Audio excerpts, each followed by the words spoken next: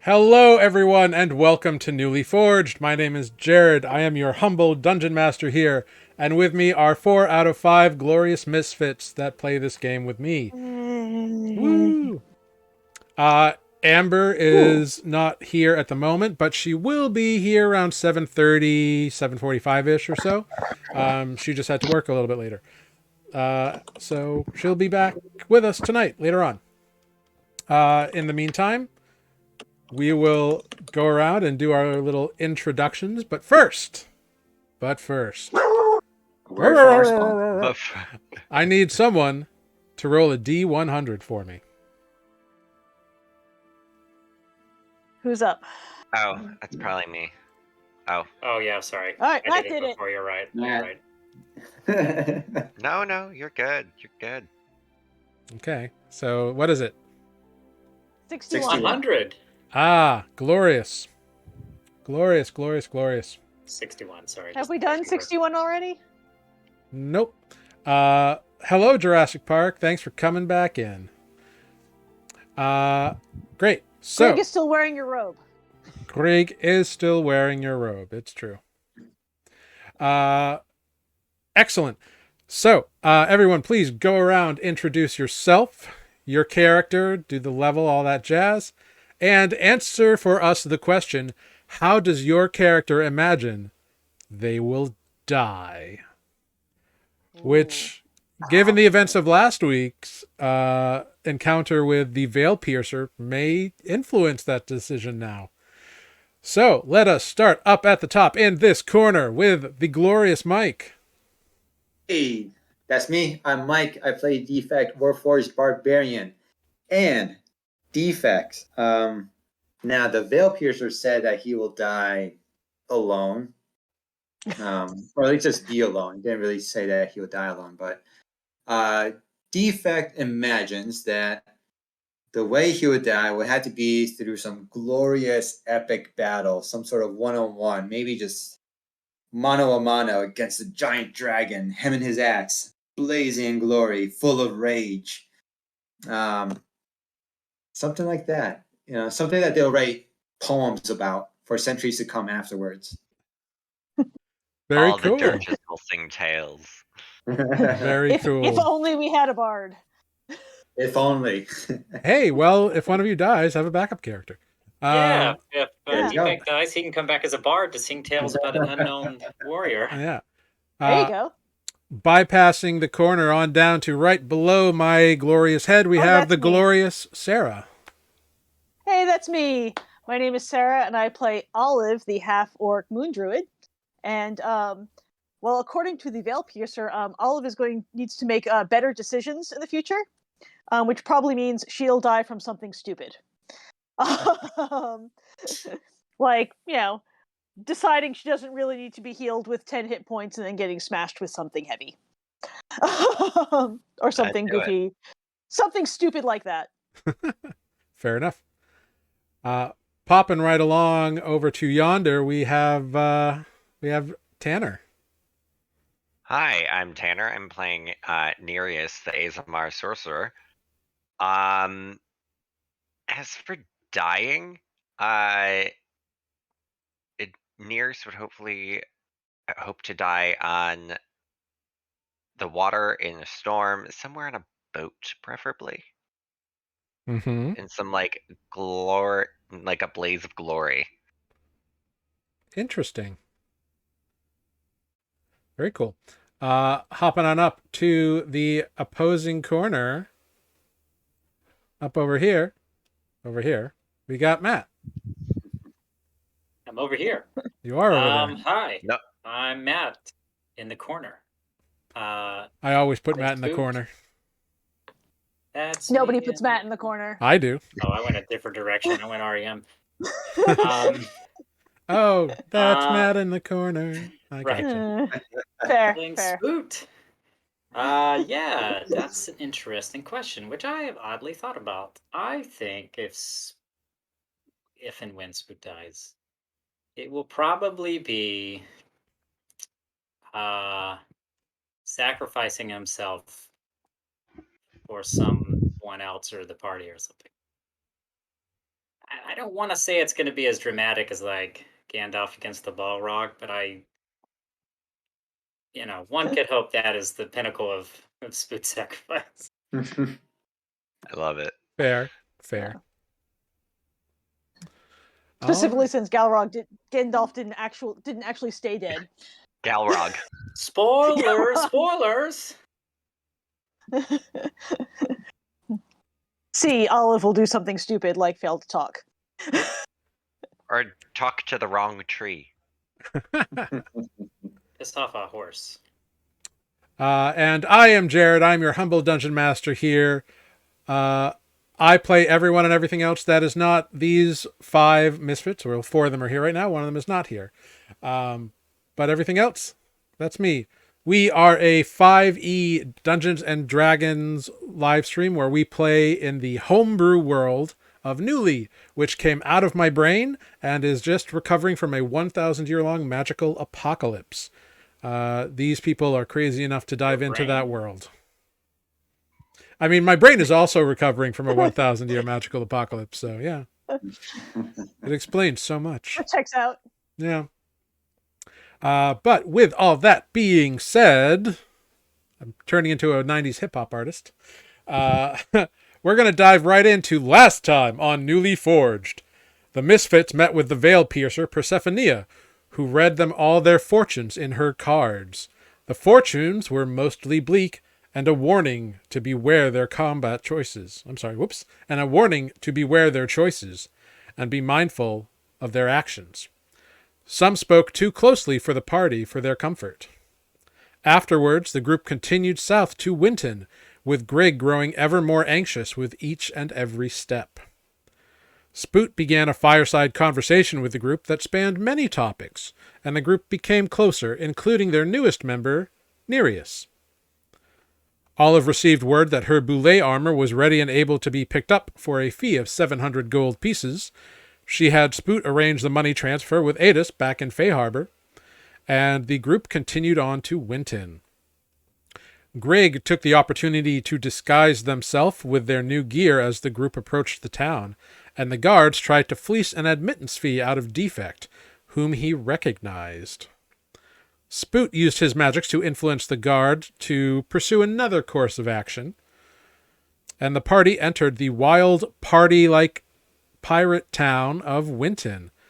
Loud carousing, public drinking, open brawls are frequent here, and Defect soon drew the attention of various members of the crowd, many recognizing him, and started harassing him about leaving the fighting pit.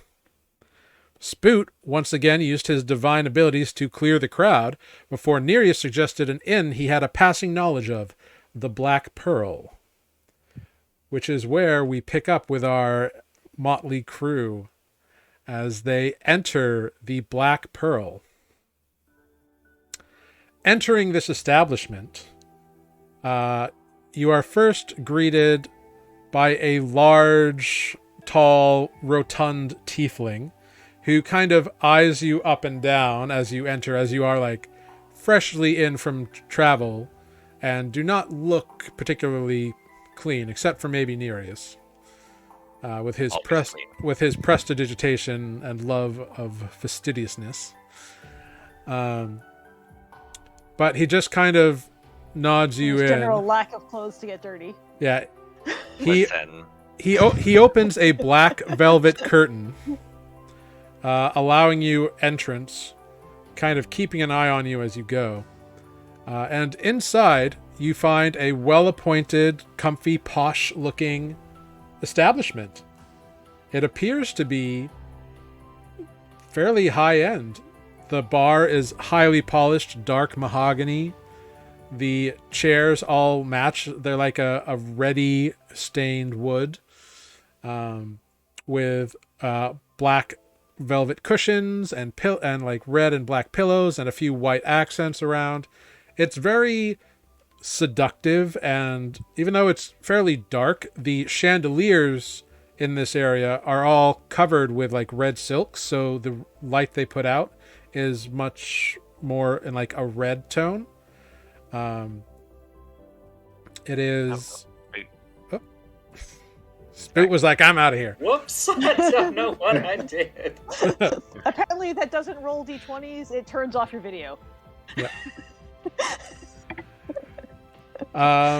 Cool. So, anyway, it is a very posh-looking establishment. There are a few people here in various booths or at a table, kind of chatting. Glancing around, you see there is a halfling at the bar, who clocks you as you all enter, and they are kind of just cleaning a glass kind of absent-mindedly as they look at you as you enter. You see a couple of humans in like finer dress at a couple of different tables. And you see that at one of the bars, or at one of the tables rather, there is a kind of half-orc individual, looks pretty fit and trim, standing next to a woman whose back is to you, while the woman is in some kind of conversation with the person at the table. But that Human is woman? The woman is human, yes. The orcish, half-orcish looking person appears to be male. Very like broad-shouldered, back trim. Nice like tail jacket, like it's got tails kind of deal. Oh, he's fancy. Fancy. Yeah. You notice that he is holding like not a briefcase, but like a bundle of or like a ledger of some kind, so a book or something. And it's evening, afternoon? It is evening, yes. Yeah, I think we got here just as like the sun was setting. Yeah, you got here at dusk essentially. So. Gotcha. So the tails are not out of place. This seems to be a pretty fancy place. So. But that is what you see when you enter. There is music coming from somewhere, although you don't see anybody playing it. Are there empty tables, or is it crowded? No, there are empty tables. You get the sense just based on the decor that the tables are empty mostly because most people like can't afford to come here. Okay. Who chose this place? Me. Yeah, it was Nereus. Do I recognize anyone here from my previous time? Do you think Defect spent a lot of time going to bars and socializing in high society here? It's not that. I'm wondering if these people would have gone to the fighting pits themselves. So, not that Defect would come here, but that they would come to where Defect was. Well, the fighting pit is like a massive arena, so like it's hard to pick out individuals in a crowd. Not even like the rich and famous? You probably would not recognize any of these people. Okay. Shall Given we your have a backstory. seat? Yeah. So again, there's a halfling at the bar. There's this kind of rotund tiefling who's kind of like eyeing you and hasn't closed the curtain that's right behind you yet. Spook Well, kind of softly whispers, I don't feel so comfortable here. We'll be fine. It's all good here. I'm gonna start heading towards the table. Okay, cool. So you find a table. You all sit down. Yeah. I'll Sure. follow. Paduk is still invisible because that's like his default mode. Mm-hmm. So he just kind of like sits on someone's shoulder. You all notice that Greg is being exceptionally quiet and like they've done up their collar and like really hid themselves well in here. And they did such a good job. Like you all kind of forget that it's Greg for a time. And then you're like, oh, right. But they are trying to be as like unnoticeable as possible.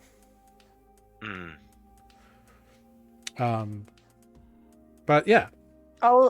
Olive is going to fasten her cloak and kind of sit in the like as much of the shadows or less center part of the stable as. Should try to put her back to a wall.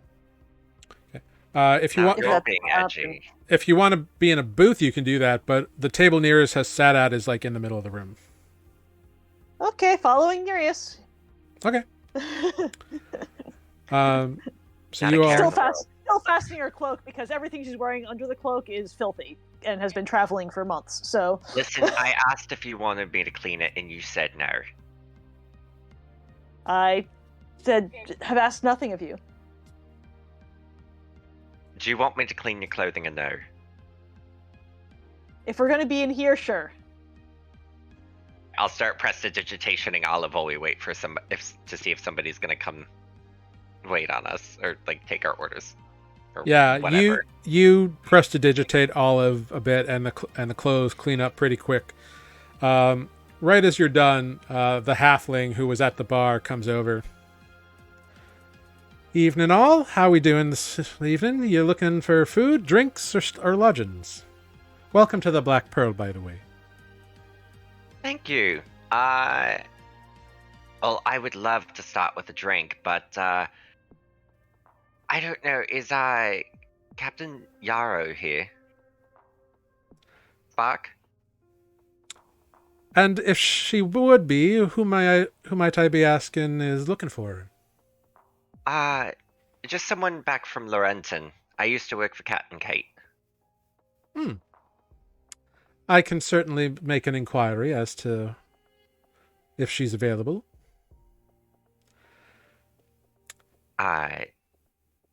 Do you have any whiskey? Of course. Or rum? We have both. I'll take some rum. Very well. Rum for the flashy-eyed fella. He looks around the table, or they, sorry, look around the table, looking to Olive. And you, madam? Have an ale, thanks. All right. Looking up at Defect. And for the big person, you are a person, or is this some sort of construct one of you operates? He's not he's a person. Ah. He's a person. Very well. What would you like to drink? I will have what he's having, pointing at Nereus. So the rum. Very well. 2 rums and an ale. Greg just kind of like waves a hand away, like, I don't want nothing. Kind of arches his eyebrow. Like you. And you, Mr. Tortle. You don't happen to have any mermaid liquor, do you? I'm not sure. I could check. Oh, what was it? I think it was a rum. Oh, well, I'll have a rum if you don't. Very well. I'll take a look into the mermaid liquor, and otherwise, 2 rums, a mermaid liquor, if not a rum, and an ale. I'll be right back with that. And they scamper away. So they scamper off. You are free to jib-jab for a few moments. As I'm they going to ask, do so. who's this captain that you know here? I don't know them personally. They left Laurenton a bit ago under some interesting pretenses. But I don't know the relationship they had with my captain, but I'm assuming it was civil. So maybe if anything we can at least get some information about things going on in the town, possibly some connections. So, Yeah, I good mean, stuff. place to start at least. Sounds like a pretty good place to start, unless Defect or Greg also had any leads. Afraid I don't know anyone here except a bartender of whatever basement I popped up in. Basement? Yeah, oh, maybe you missed that. Yeah, when I was teleported out of the situation with the bone serpent, I ended up in the basement of a pub in Wynten. Was it in a circle? Did it have a bunch of sigils around it? Good question. My memory's a bit foggy right now. I can read my notes. As Spoot ponders this question, the halfling returns with 4 glasses. Puts a tankard of ale in front of Olive, 2 tumblers, or not tumblers, but like whiskey glasses in front of Nereus and Defect, and then a like tall, thin, cordial glass looking thing in front of Spoot. Turns out we did have Looks something made by mermaids, so you lucked out. It's not a rum, but it is a cordial of a kind. Hopefully it's to your liking. It's so pretty. That'll be... is. Yeah, it's like this weird chartreusey green color. Ooh. The ale will be 1 silver. The whiskeys, the rums are 5 silver, and the cordial is 1 gold. Okay. It's very rare. We'll rummage around. I mean, Spoot's like, I don't know. Is that expensive? Who knows? And we'll rummage around for a gold. Olive will hand the halfling a silver and a couple of coppers. Okay. They take it all, rather. Kind of nods. If you need anything else, do come up to the bar. The name's Pastel. Thank you. Did you hear anything about the captain? They just kind of wink at you and say, "Oh, I'm sure the captain knows what they need to know." Oh, okay. Thank you. Mm-hmm. And they scamper off. Very cool. Cool. Spoot, as you were kind of thinking about these various things, you were kind of looking off, and you did notice that the halfling, Pastel, went over to that woman and half-orc and had a quick word with them before bringing your drinks over. Oh, with the woman. Whose back is to you all, and Yeah. who seems to be Spoot talking will- to someone at another table. Spoot will lean into Nereus and say, "What does this captain look like?" Do I know what they look like? No. No, I've just more about them in passing. Oh. Interesting. So, Well, I myself wasn't very high up, so I'm not really sure. the polished mug. Spoot just says suddenly. The what? I'm sorry, what? The polished mug. That's the tavern I ended up at. The polished mug. I see. And do they have that circle in the basement? No idea. Don't remember. Okay. Damn. Was it a nice tavern? Like, is it a place we should visit, or was it just, some Yeah. greasy dive? Oh no, I mean, well, don't remember Greece being anywhere, but that seemed fine. Not quite as fancy as this. I mean, that seems like a low bar. Or high Listen, bar. I don't know. If you set your expectations low, you can't be disappointed. I must admit, I was using it as an opportunity to go through a lot of information that I had just uncovered, so I wasn't quite as observant as I might normally try to be, unfortunately. Well, their ale seems perfectly adequate. Do we want to stay here, or do we want to find someplace else?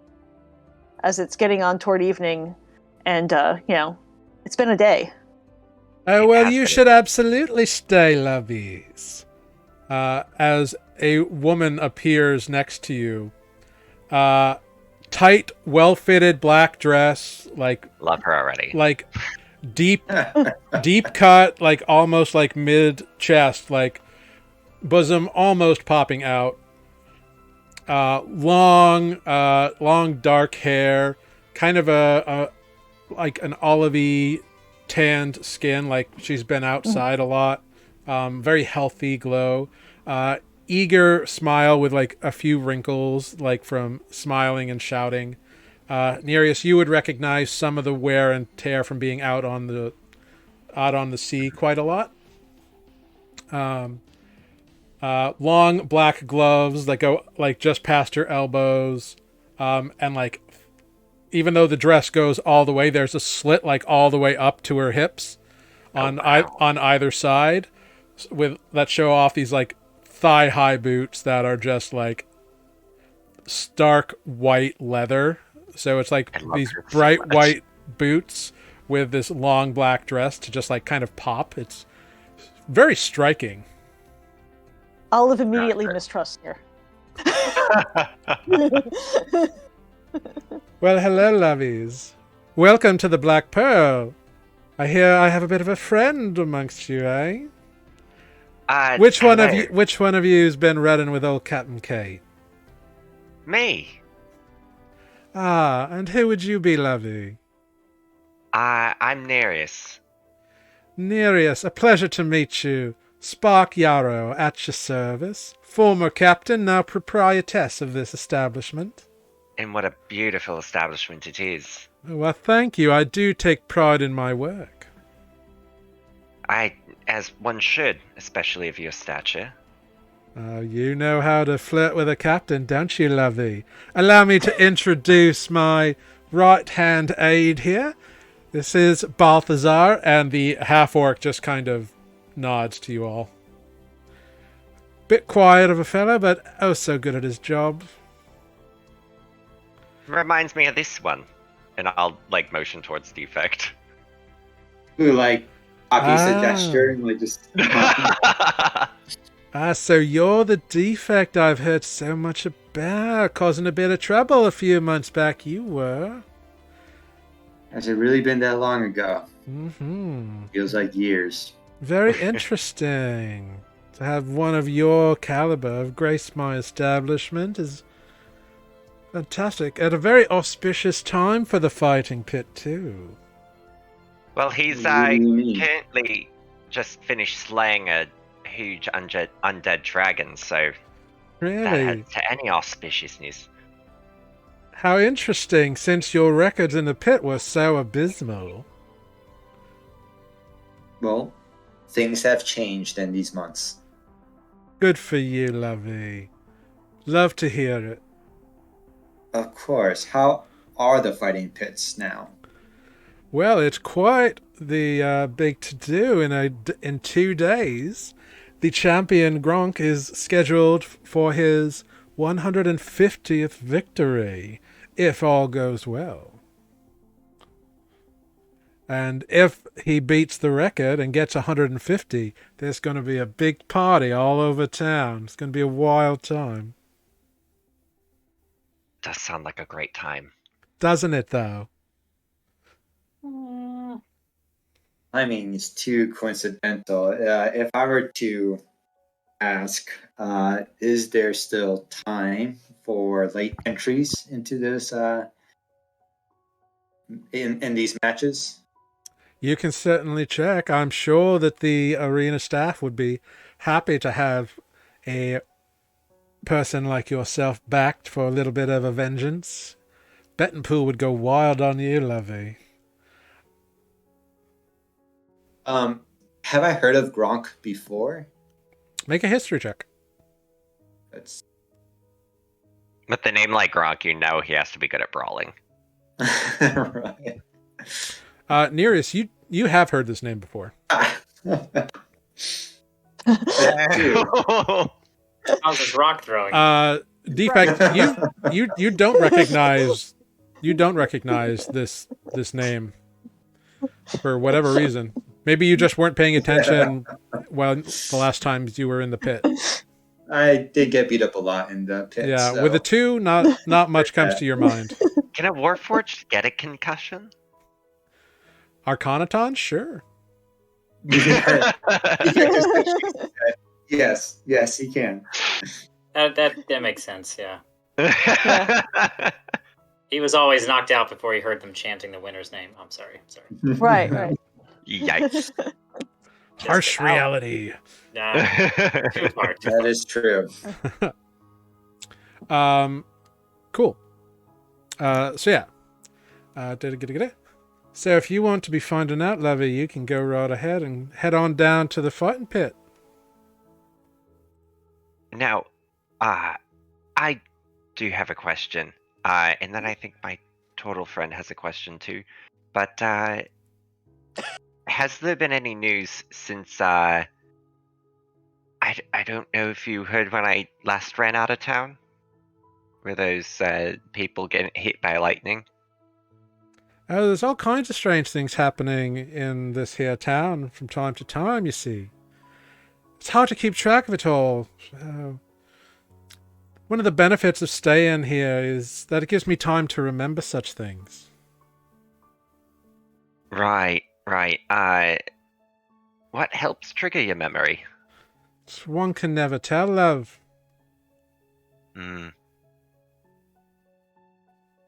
That's fair. I mean, I don't have the best memory either, to be honest. I do tend to recall quite a bit from time to time, but who knows when it'll be.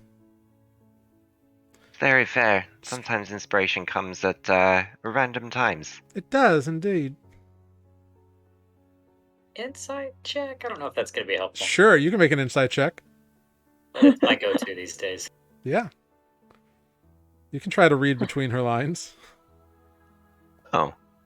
Wow, that's a different kind of check. Well then. What'd you get?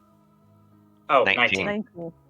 So, with a 19, Spoot, she's pretty much saying, like, give me money and I'll tell you whatever you want. Yeah. Nereus does not have money. Oh. Spoot looks over at Grig, even though no, Grig can't respond right now. That's just what I would do. Mm-hmm. Yeah, Grig is doing their best to just, like, stay unnoticed.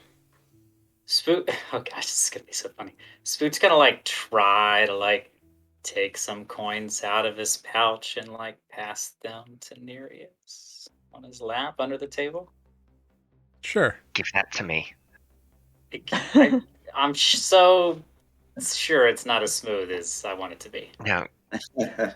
Yeah. So everybody hears this jingly jangly as Spoot like Spoot just like leans over and like pushes stuff awkwardly into Nereus's lap, and Nereus, you just feel these big turtle claws just kind of like dump up. How much gold do you put in his crotch? I've got no. I mean, like Spoot's terrible with money. Who knows? I should probably roll for it because I really don't know. Roll a d100.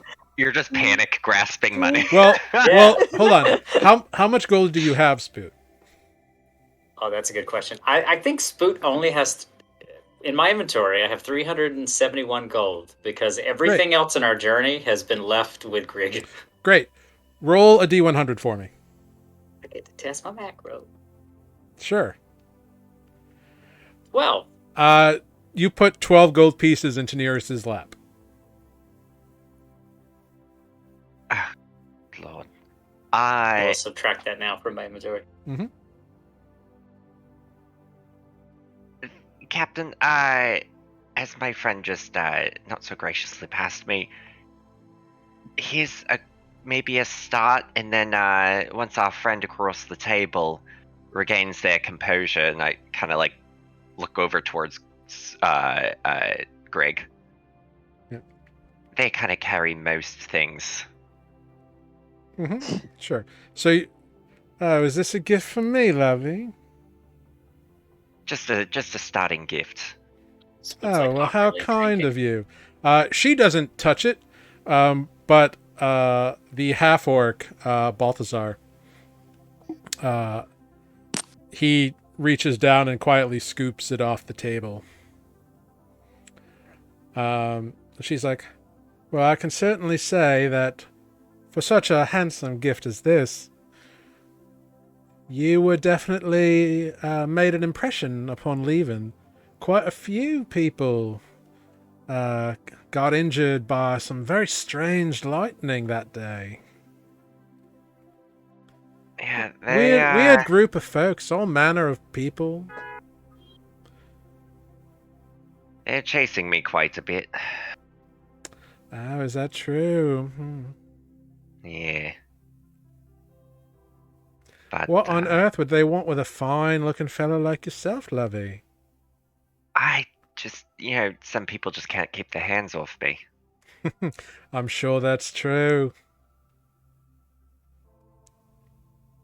Spoot, didn't you have a question about the towers? Oh, yes. Is it easy to get to the 3 towers I saw walking in here? I would love to, take a look at them. I'm a tourist.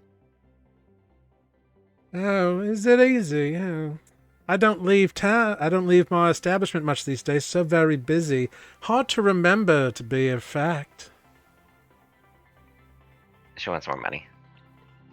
Yeah, Spook gathered that. I mean, I know we got like 200 something out of the dragon's hoard. Right, it's all in Grig's bag, though. Well, your party funds are accessible to any of you. Yeah.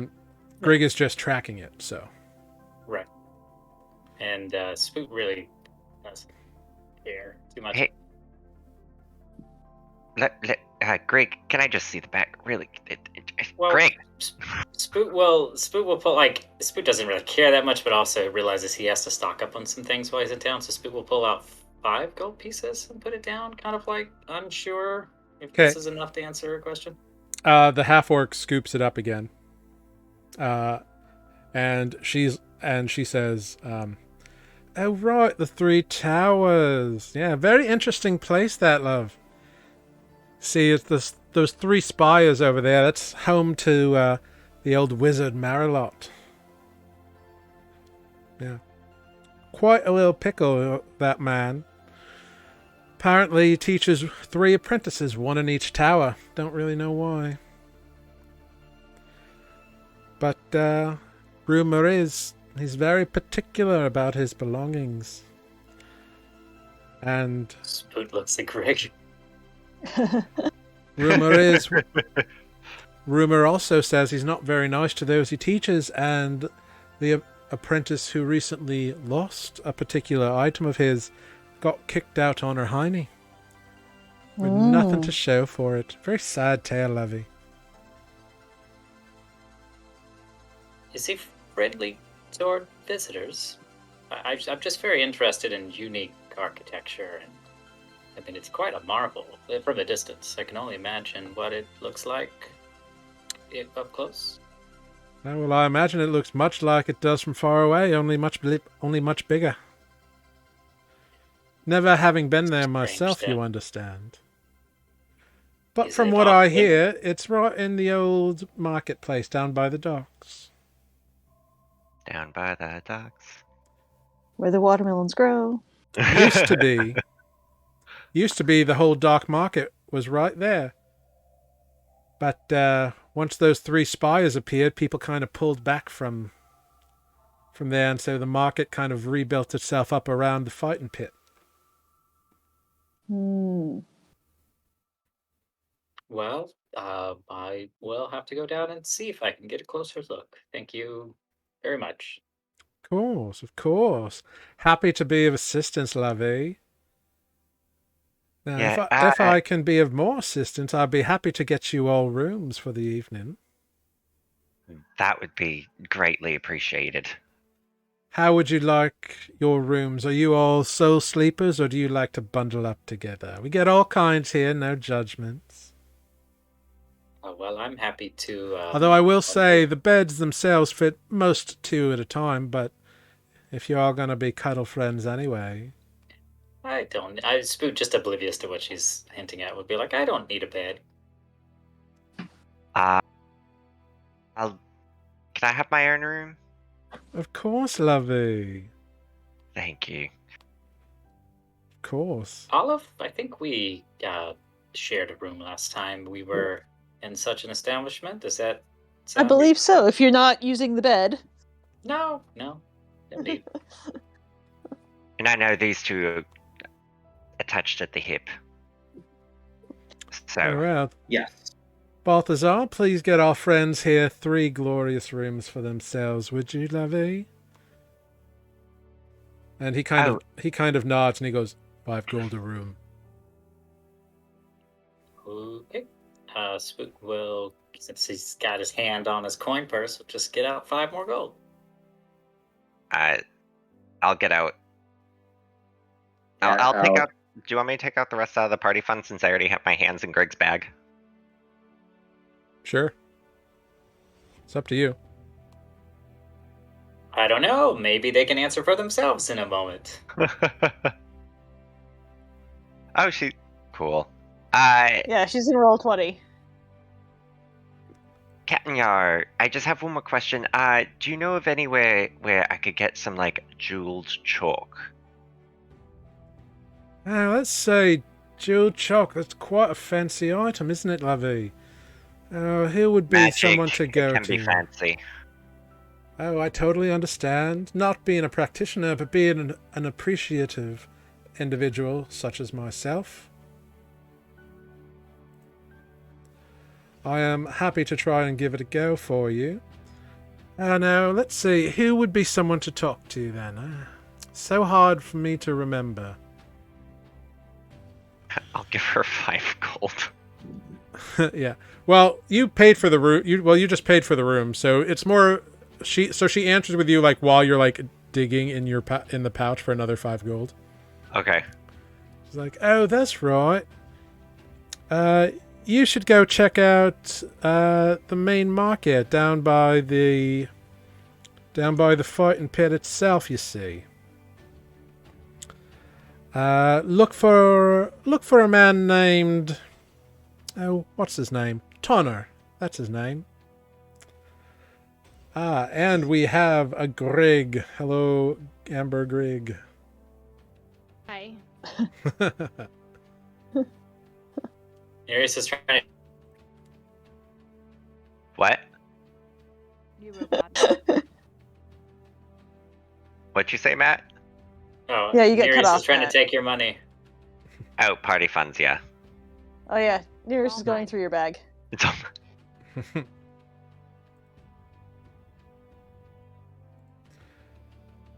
Very cool. So you've paid for 3 rooms, so 5 gold. And she sits there for a moment after Balthazar returns with keys for each of you. Is there anything else you might be looking for, lovies? I'm certainly willing and able to help you in any way I can. I'm good. I'm good. If you all feel like you might be needing a bit more information or be looking for something or someone, you just come on over, and if you can't find me, do let Pastel know. They're always keen to my whereabouts. And don't you worry anything about being disturbed while you're here, eh, lovies? I'd appreciate that. Of course, of course. Everybody keeps their distance and respects the Black Pearl's sovereignty here. And Classy Nick keeps out those that would do trouble. And she indicates the rotund tiefling who kind of watched you all come in. I can tell from your attires that you've been traveling for quite a while and might be interested in making use of the refreshing areas. That sounds great. Are you trying to tell Honestly. us that we smell bad? Lovey, I would never be so crass as to make such a statement. I mean, Greg, you do smell a little bit. Well, I mean, yeah, so do you. I smell great, actually. You still smell.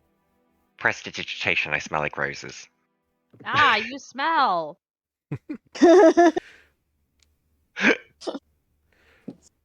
Well, if Smell you lovely. Thank Oh you. god, I don't smell like flowers now, do I? You know, Lovely. you smell like olive oil. That's acceptable. That smell? well, you lovies take your time, all right? If you think of anything you might be needing help with, you just let old Captain Yarrow know. You just ask for Spark. Happy to Thank be you. of service to one from the old stomping grounds, as it were. I greatly appreciate it. First friendly face I've seen in this town. Oh, face like yours is rare indeed, lovey. And she kind of like takes your chin and kind of like gives you a little squeeze.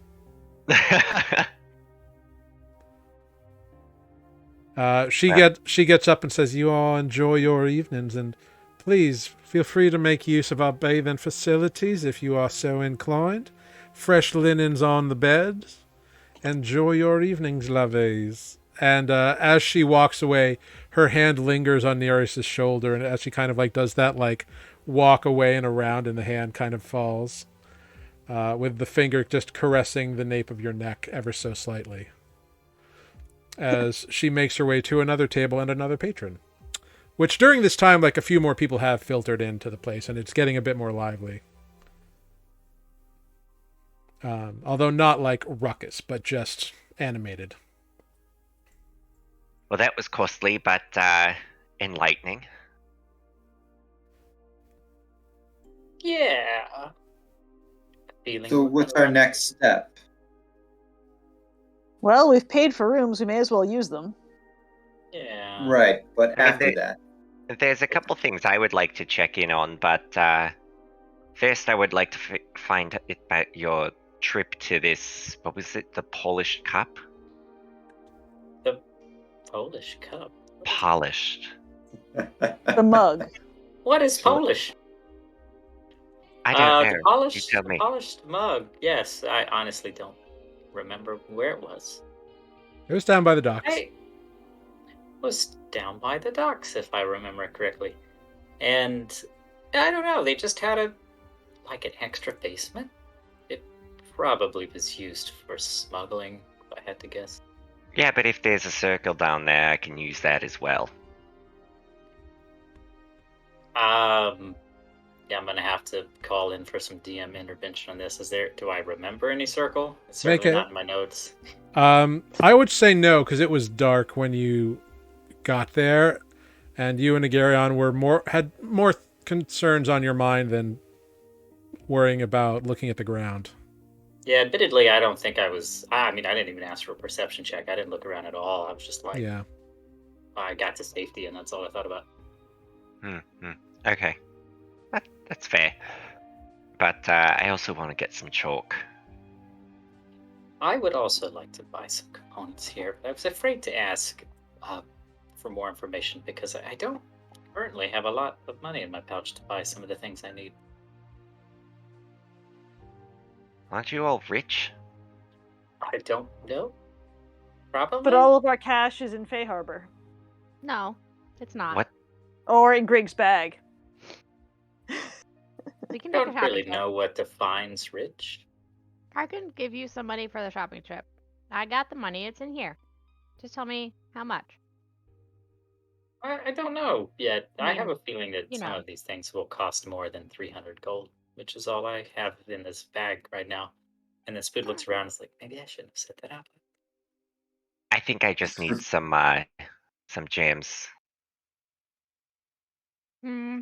It's a little bit pricey, but Here, hang on. for Let me see. Do I have? transportation.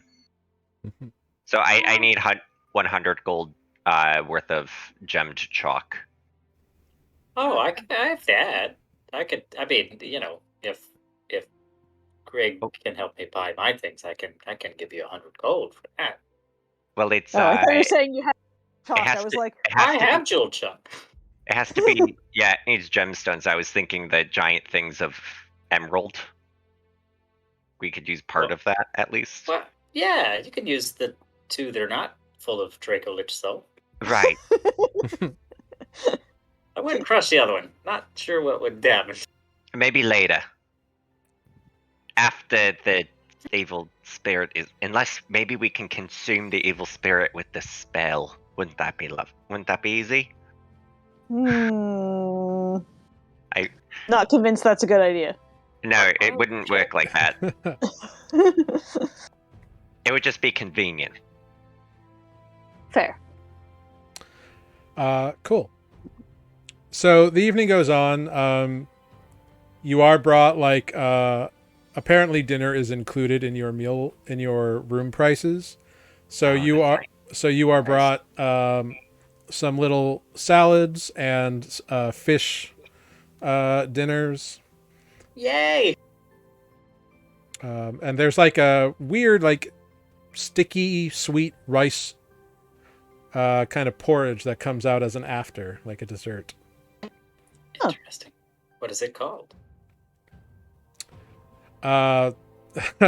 Pastel doesn't know. They're just like, I don't know, sweet sticky rice? Okay, Fair. I'm laughing. Spoot takes it completely like sweet sticky rice. Of course, that's what it is. Sounds great. Well, hope you all enjoyed yourself. Your rooms and the bathing facilities are available to you as per the captain's orders. If you would like more drinks, let me know. And they scamper back to the bar. All right. Well, I think I'm gonna go take a dip in the bathing facilities. I will see you all later or in the morning. I wouldn't say no to a bath. If they have a large enough tub, I think I could make use of it. Go join Nereus. I don't really know what a bath facility looks like, probably, to be honest, so I'm not like... I mean, if it's like a giant hot tub, hot spring thing. I think the only one that we've encountered so far had a wash tub. It was just giant. Go find out. So the three of you are going to go investigate the bathing situation? Sure. Yes. Cool. So you get up and Investigation check. head that way. It's on this floor. It's just kind of towards the back of the building. You go through a couple of curtained areas. And you see that there's one main door that you go through, and then there's three doors. One has a female symbol on it, one has a male symbol on it, and one has a all-inclusive symbol on it. And there's a little sign in common that says, please make you, and you can almost hear it be in the captain's voice, make use of whichever room best fits your expression of gender levies. Spoot just goes into the catch-all one. Okay. The doors say half-orc, human thing, turtle. Right. Yeah. So Spoot, you head into the all-inclusive. Does anyone go into any of the others, or are you just all... I'll just take... I don't care. Just take one. Olive will peek in when Spoot opens the door, and we'll try to ascertain if it's like a big room or like an individual tub. It's a big room. Like you don't know how big because there is a wall of steam that just kind of... Oh, bye, Matt. Up, he's gone again. Just vanished into the steam. Yeah. Like, are there people in it? It's hard to tell. Alright. Yeah, there's a big wall of steam. Nereus and Spoot have both entered it. You are free to enter when and where you desire. Is there like a dressing or undressing room? Or are we walking in fully dressed, or is we standing in the bar taking off our clothes? No, like you've walked through multiple sections. It's just you don't know what's beyond this door because it's a wall of steam coming out. Right. I'm looking for a place to put our stuff. Yeah. I mean, you're in a little room, like a little room with three doors and a curtain behind you at the moment. So it might be inside the bathing area. All right.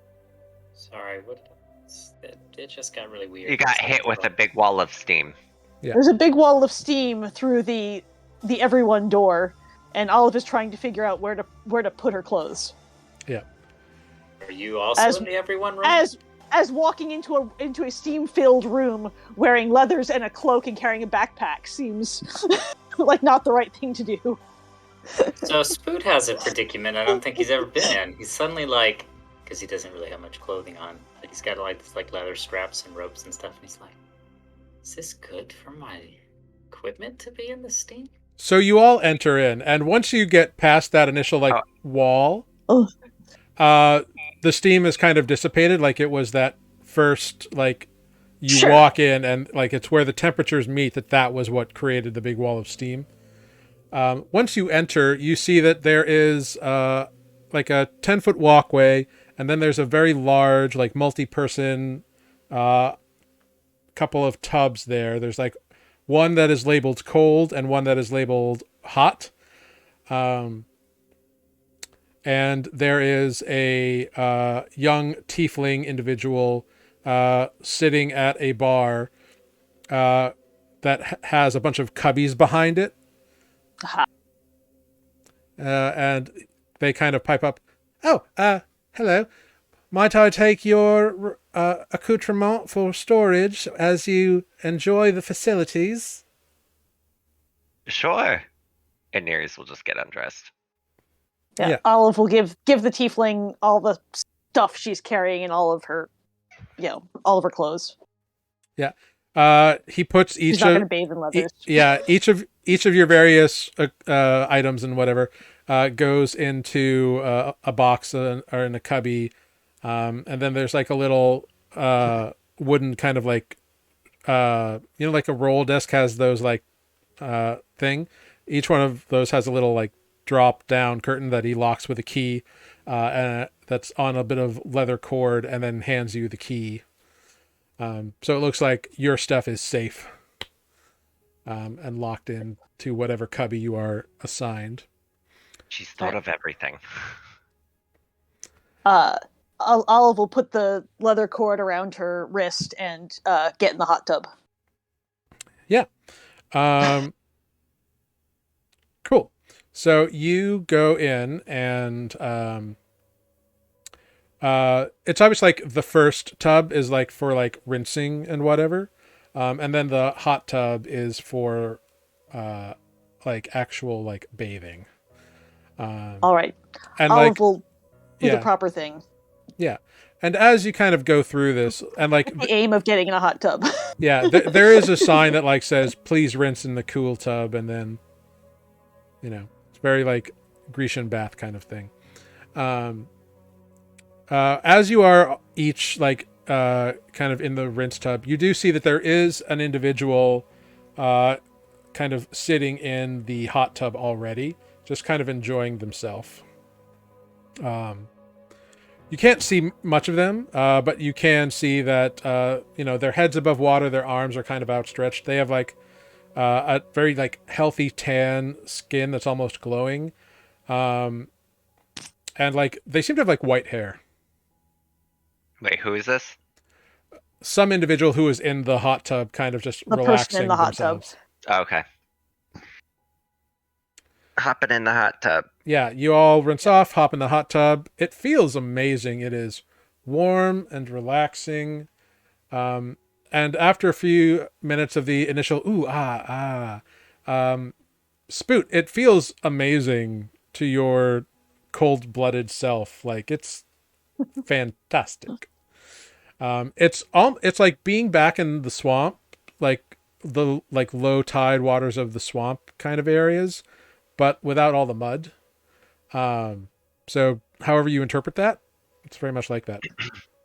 I can get used to this.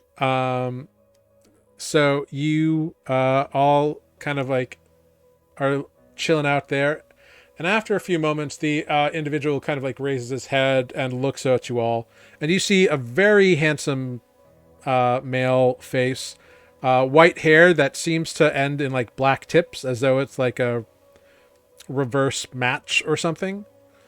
Instead of like the tips are black, and then like it's white coming out of his head. But his eyes are what are really fascinating. They're like glowing white. Ooh. He says, "Oh, hello, pleasure. Hello. Hello? It's a wonderful tub, isn't it? Oh, it's great. Sometimes you just need to let it all out, get all the stress out."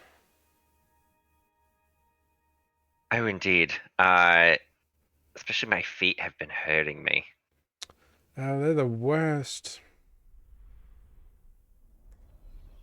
So where do It's you been- all come from? Oh, allow me to introduce myself. My name is Peril Lightborn. Peril? Yes, my parents had a bit of an interesting name. It is interesting. Yeah. They thought I was going to be a lot of trouble for some reason. And were you? Or No. are you? No more than anyone else, I think. I think trouble is subjective. He kind of smiles at you. Yeah, it is. I'm Nereus. These are my friends. Hi, I'm Spoot. Olive. Pleasure to meet all of you. What brings you to the Black Pearl, if I may ask? I Olive's used just to going to these point at bats. Nereus. I used to work under a captain that was somewhat like Captain Yarrow back in Laurenton. Oh, I see. I am but a humble wine merchant myself. But, hoping to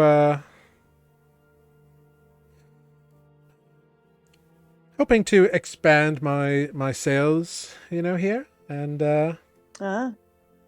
seems like a good spot to try and base myself for a little while. What sort of wine do you sell? Oh, I'm merely a distributor of many different fine vintages and vineyards. Not being gifted with land myself, I had to come up with other arrangements, but I seem to be pretty good at convincing people to take me on, as it were.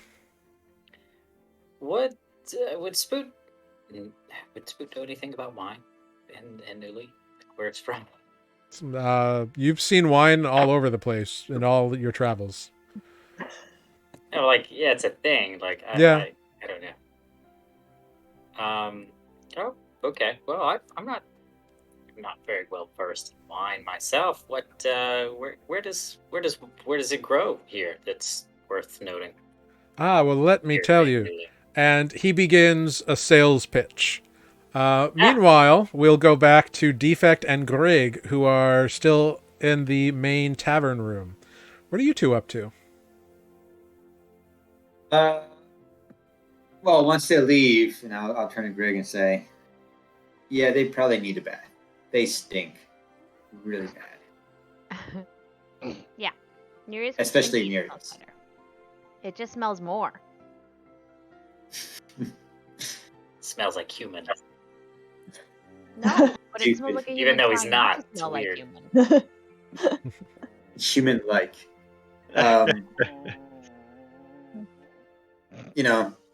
Awkward beat, but then Defect will turn to Greg and say, should I join this fighting match in 2 days? I mean, here's the thing. Isn't that the guy that's supposed to have the belt? Right? Is it? I don't know. I don't remember anything about this man they call Gronk. We should find out who Gronk Well, is. I mean, the short answer is yes, obviously, you'll destroy them. But the long answer is you won't destroy them if they've got the shard, probably. I have a Right? shard. But, like, they've got the special one. My poor dog wants me to feed him so bad. is that what that noise is? That is what that noise is. He's talking to me. He's noticed that I've finished eating. Normally, Matt is here to address the issue. My Matt, not this Matt. So many Matts in the I'll world. feed your dog. All right, come on up to Massachusetts. Be there in a day. It's like 4 hours. It's fine. Anyway, I mean, isn't it Dragonborn? I don't know. I don't know if it's Gronk per se, but what if it's Gronk and then they've got the shard? Wouldn't it be better if we just steal it from him? And then you can beat him. At that point, Defect will kind of go through his belongings and pull out his like beat up book of poems.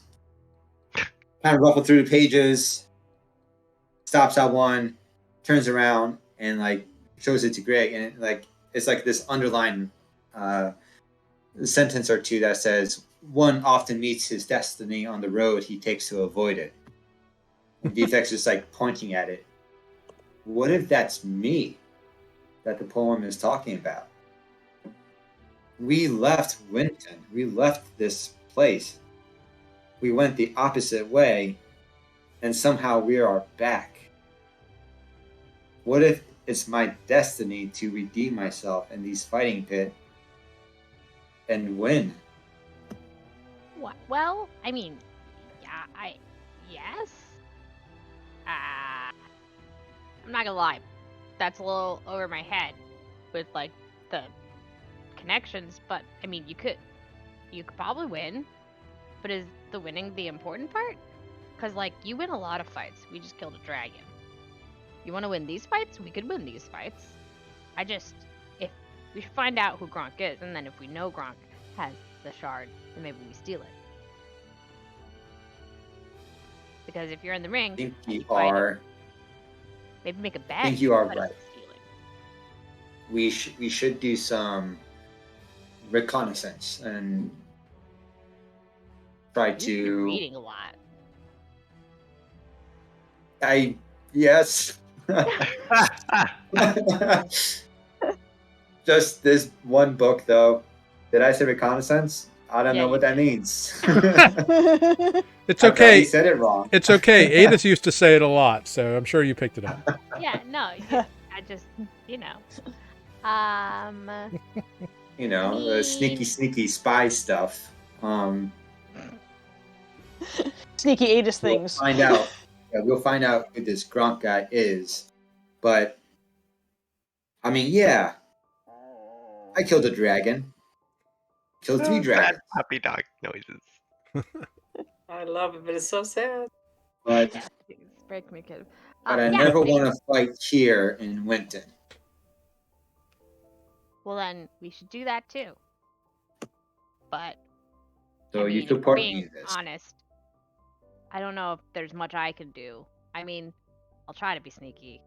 I just, I don't really need to, be here. They recognized you. So far, nobody's recognized me, but I don't know. Wait, side note, Amber, have you told Defect, like your character's backstory, like how Greg got to Wynten and? I would think that yes, Defect would know most of it. Maybe not the mushy stuff details, Mm-hmm. right? No mushy That stuff. makes sense. mushy Yeah. Right. The depth of the emotional response to the backstory. But yeah, I think Defect knows the gist. Okay, just making sure. Cool. As you two discuss the fighting pit and possible plans and everything, so we're gonna take a little break.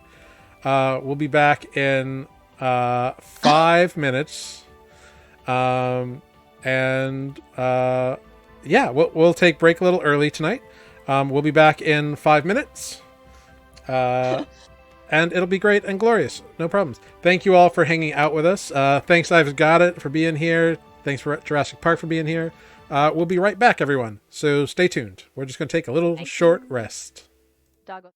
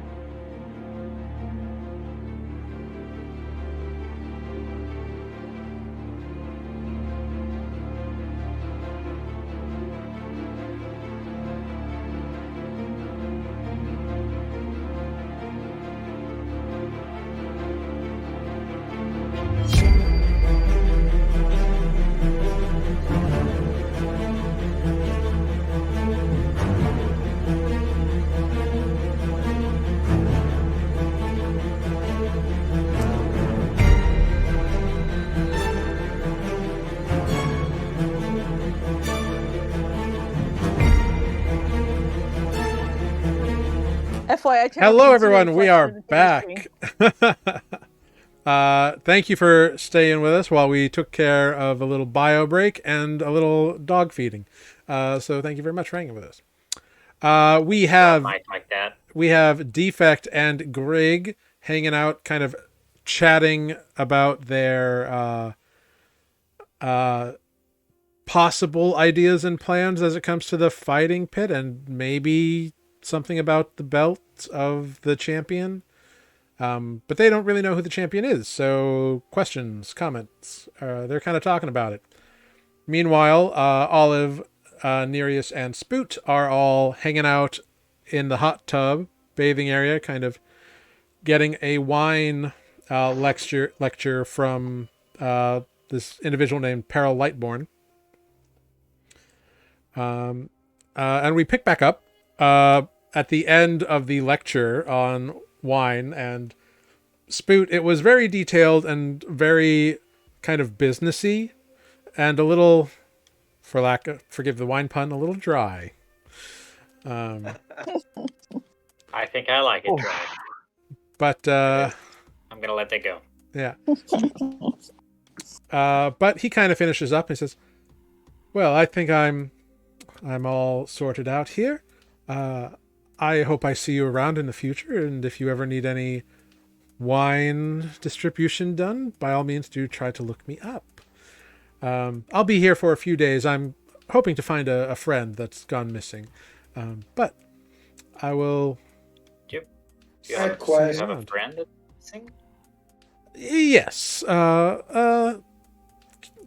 He was supposed to meet me when I arrived in town, but unfortunately failed to show up, and I haven't been able to find him. What was his name? Just in case I don't know, happen across someone like matches the description. Oh, well, his name is Logan. He's a halfling. He's got like golden hair, and he's got eyes similar to my own. But he's such a cherubic smile. It's just adorable, really. But I'm sure he'll turn up sooner than later. Especially with the fighting pit. There's a big match coming up in a couple of days, you know. And, we heard. Yes, and he was a really big fan. We were going to meet up and talk about it and maybe catch a couple of the blue matches. Or the greens. He's big into the greens. What does that mean? What is a green match? Oh, well, the fighting pit, the arena in town here, they have 3 different kinds of matches. They have green matches, which are like athletic competitions of skill and strength and dexterity and running hurdles, endurance, baton relays, discus, shot put, sort of, feats of physical strength and endurance. Definitely not me. You, I'm sure, have skills of your own. And then there are blue matches. Blue matches are actual like fisticuffs, like combat, except non-lethal. Weapons are blunted, and that sort of thing. Red matches are potentially to the death if all participants agree, and but red matches are rare in terms of people who engage to the death. Sometimes they are to first blood or to X number of blood cuts and such things, but normally they are not to the death, but occasionally they could be. Is the fight that's coming up, what color is it? I believe I believe the champion usually sticks to blue matches. I don't think he's much of a killer. He has partaken in a few red matches, but never killing anyone, as far as I know. But I'm not a true aficionado, so I could be wrong. Just to recap for Matt, so red possibly to the death, blue blunt weapons. Yeah, green. Until someone gives up, and green is like athletic challenges. Track and field, basically. Rock throwing. Yeah. Such as. But anyway, Bless you. Thank you. that is that's all I really know about the things. Hopefully, I'll find Logan and we'll be able to attend. But I really do hope that you find your friend Logan. I'm sorry to hear that they is lost. Are yes, lost. well, to be fair, we've never actually met. We've just corresponded, but still. Well, I wish you luck in finding them. Yes, thank you. Enjoy your bathing. And he gets up and he is like an impressive like physical specimen. Like he just is a handsome individual. Human? Human in most ways, yeah. Like he's got those weird eyes that are glowing, and the hair that is white that goes to black at the ends. But he is not old at all. Like he's maybe a little older than you, like early 30s at the latest. But he is slender and toned, but not like jacked or anything like that. But he gets up. Signify? Huh? Oh, sorry. I was just curious if the eyes signify anything. You don't can know. you can make nature or religion or intelligence check. 17 nature? Ooh. You've heard that like sometimes people have eyes that glow, but you can't put a finger on exactly what it might indicate. Just ignore my roll. It matters not. Okay. Unless something bad happens for rolling a natural 1 on a nature check. You were captive. We're in. I will say this. While you looked at him trying to figure out if these eyes signified anything, you were kind of lost in like just the beauty of his form, and your mind just kind of went blank for an instant. Like there's something like almost otherworldly beautiful about this individual. Not unlike Nereus. Suspicious. Spood looks at them. Spood looks at Nereus. Yeah. Spood looks at them. Spood forgot why he's looking at people. Are Yeah. you okay? Yeah, Peril has gone and re-robed and has gone off somewhere. I think that cordial is catching up to me, and all the steam. Maybe it's Yeah, time to retire. He seemed really nice, but that was very boring. I thought it Oh. was enlightening. I didn't know anything about wine until tonight. Olive is going to do her very best to keep her eyes open. And I know what wine does to me. That's where that ends and where I care to end it. But Did bed you does know that sound the really best, nice. but the best dry wines are from insert random information here. Oh, would I'm you sorry. look at the time? I have to I go. zoned out while he was talking. I'm sorry. You I look think at it it. is time. Well, all this warm bath is very relaxing after all the flying and walking and Peg And gold. my feet were very tired. my shoulders were really sore from all the flying.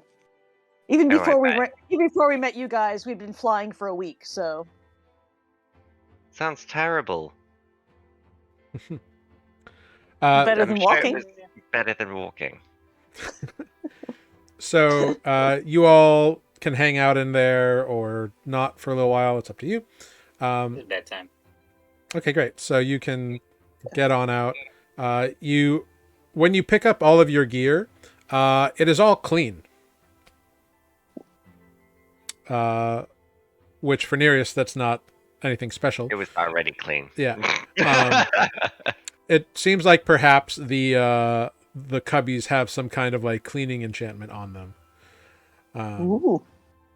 But Maybe we can put Grig in this cubby. they are all clean and fresh, and you can re-robe and exit as you will. Where has Paduk been through all this? Paduk has been sitting on Defect's shoulder.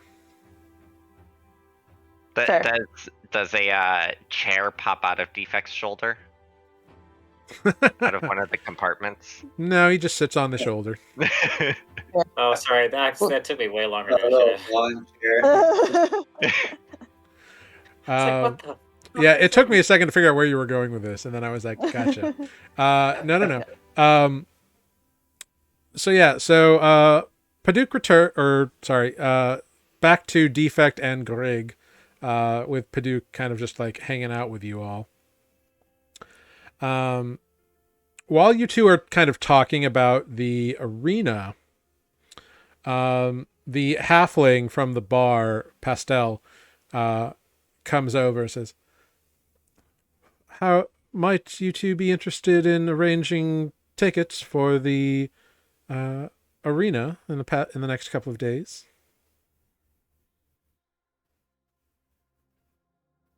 To compete in or watch? Well, I don't handle any bookings or anything like that, but the captain noted that you might be interested in attending, if nothing else. Yes, how much? Well, given the significance of the blue match coming up in a couple of days, I believe What's a blue you would know what a blue match is. Oh, okay. You fought in a lot of them, so.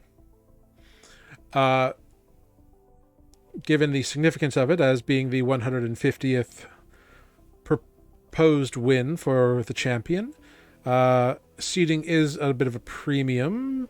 So general admittance is up to 3 silver. Standing room is up to 3 copper. And prime luxury seating is topping out at about 15 gold. Well, standing room is closest to the pit, right? It's kind of wherever you can fit in. How do we get close? Well, the luxury seatings are right above the opening to the arena floor. There might be some close general admittance seating available, but hard to say, really. Probably most of the front row seats have gone. This is going to be a very large match.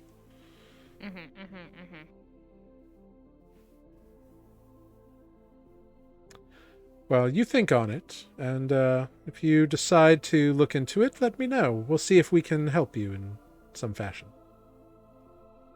Yeah, Yeah, we're definitely gonna want to see. If you are interested in trying to see if you are eligible for competition, you could try checking in with the old pitmaster himself, Brug Boneback. I know him. You know of him. Your matches were mostly managed by your managers. Which, looking through my history, I don't think I ever gotten their names. I don't know. You have their names, or if Yeah, you should have their names. I didn't see it here. Hold on. What's the guy's name? Yeah, Poland and Jeffrey. There it is. Okay. Hold on. Yeah. Okay. Yeah. Before Pastel leaves, Defect will ask, "Hey, what do you know about this rock guy?" Oh, you mean the champion Gronk? Yes. Oh, I know quite a bit, actually. I'm a bit of a fan. Please share. Oh. Yeah, let's see. Sometimes it's hard to remember exactly. What do He you wants mean? money. You can make an This is insight the check, Defect. Yeah, Defect. I don't know if Defect would know this. Yeah. Well, you heard the This is like captain rolling earlier your eyes. saying that, and we kept tossing her money. That is true. Yes. So would I get like advantage of this insight or Sure, just- I'll give you advantage.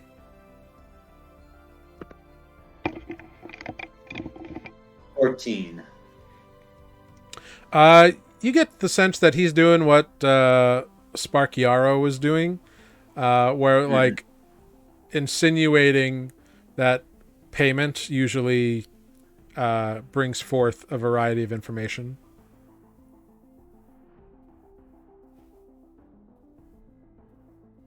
Well, would Defect go for this?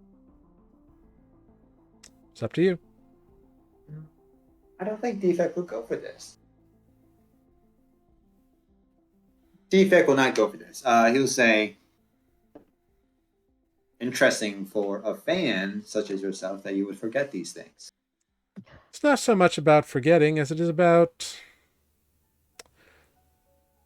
not putting out information that might not help the person I admire.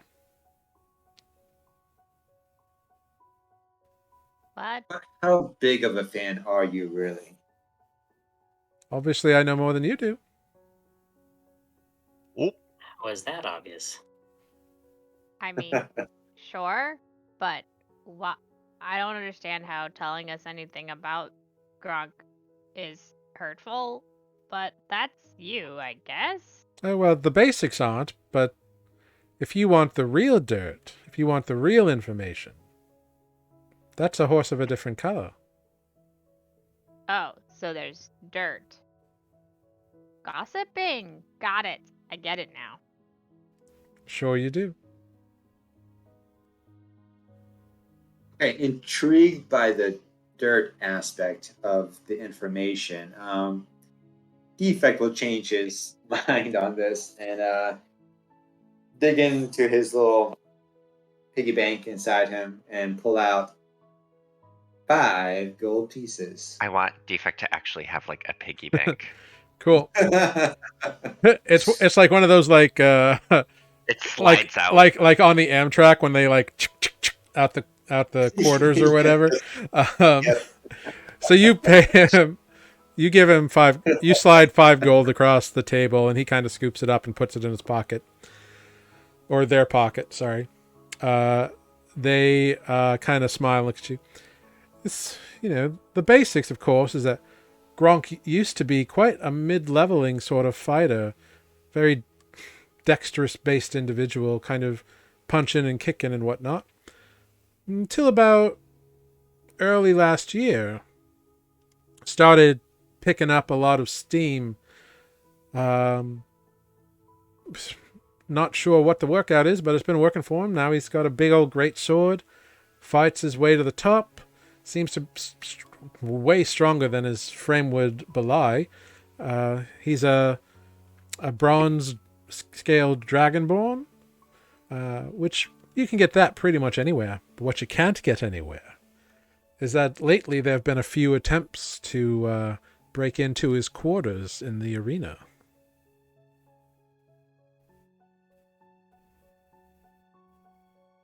Defect sighs and like slides over another 5 gold pieces. Oh, well, thank you. What time and they would they be breaking into his quarters? what did you say? Oh, why would they be breaking or attempting to break into his quarters? That information I'm sure I don't know. But what I do know from very reliable sources is that whoever they were, clad all in black, attempting to breach the front gates, not making too much of a headway. Old Boneback's got a fairly strong security force. But rumor is some black hands have been trying to acquire a certain individual I happen to know who hangs out down at another location for his unique services. If you were interested in finding out if such things were true, try going to a little place down by the docks called the Polished Mug and ask for Prank. I feel like that would be Grig's best friend. Wait. Wait. This is Amber being confused. Mhm. So they're saying that the rumor is that there are people breaking in that haven't gotten much headway. And why is he telling us to go see his friend at the Polished Mug? The rumor is that these black-handed ne'er-do-wells are trying to engage the services of this individual because they haven't been able to force their way in after multiple attempts. Ah, gotcha. Okay.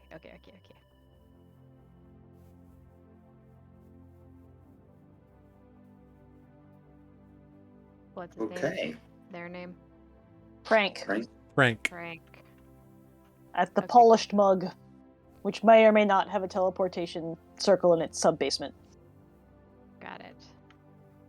The Polished Mug. Yeah, right. Amber, I don't know if you were here for that. That's the place that Spoot popped up in when I had they no, yeah. appeared in Wynten. I had no idea, but now I do. Yeah. Okay. Yeah. Not many people know about this little attempted negotiations. Who's to say if they've been successful in obtaining his services?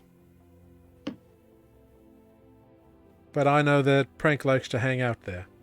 It's a rough and tumble crowd. And, your friend here, looking at Defect, might want to be discreet if he chooses to go to such a location.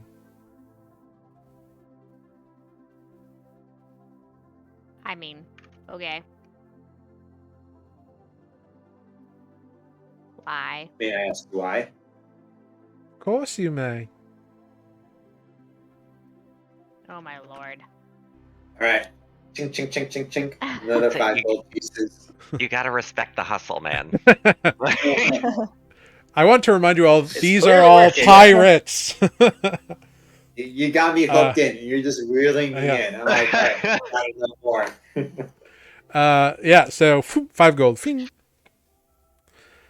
Well, I happen to know for a fact that there are certain forces that are interested in acquiring yourself and the little goblinoid who freed you out, who helped you escape the fighting pits. Apparently you caused quite a bit of damage on your way out and made a couple powerful enemies who are offering quite a pretty penny for your capture. Whether the legality of such things is questionable at best, but... Wait. There's a bounty on us? such things happen. Grig looks How much are we strangely worth? happy. Like, I'm curious. How much are we worth? Last I checked, it was quite high. Not enough to tempt my boss or myself, of course. We live a peaceful life these days. Stay out of the brouhaha. But folks down who frequent the Polished Mug, all sorts of villainy and larcenous types, all sorts of bounty hunters. That's awesome. Yeah, Defect looks at Griggs like being quite high on bounty price. That's awesome. And I that's wouldn't- your 420 joke on April 20th. Take Mhm. 18 psychic damage. Rage of that. Wonderful. They look at you and kind of like raise their eyebrow. Should just be careful of yourselves. Especially if, and they look at the disguised Grig, especially if you're still traveling with that same individual. And they Like, kind no, of... all are the same. Of course not. There are many here in Wynten. of all sorts, actually.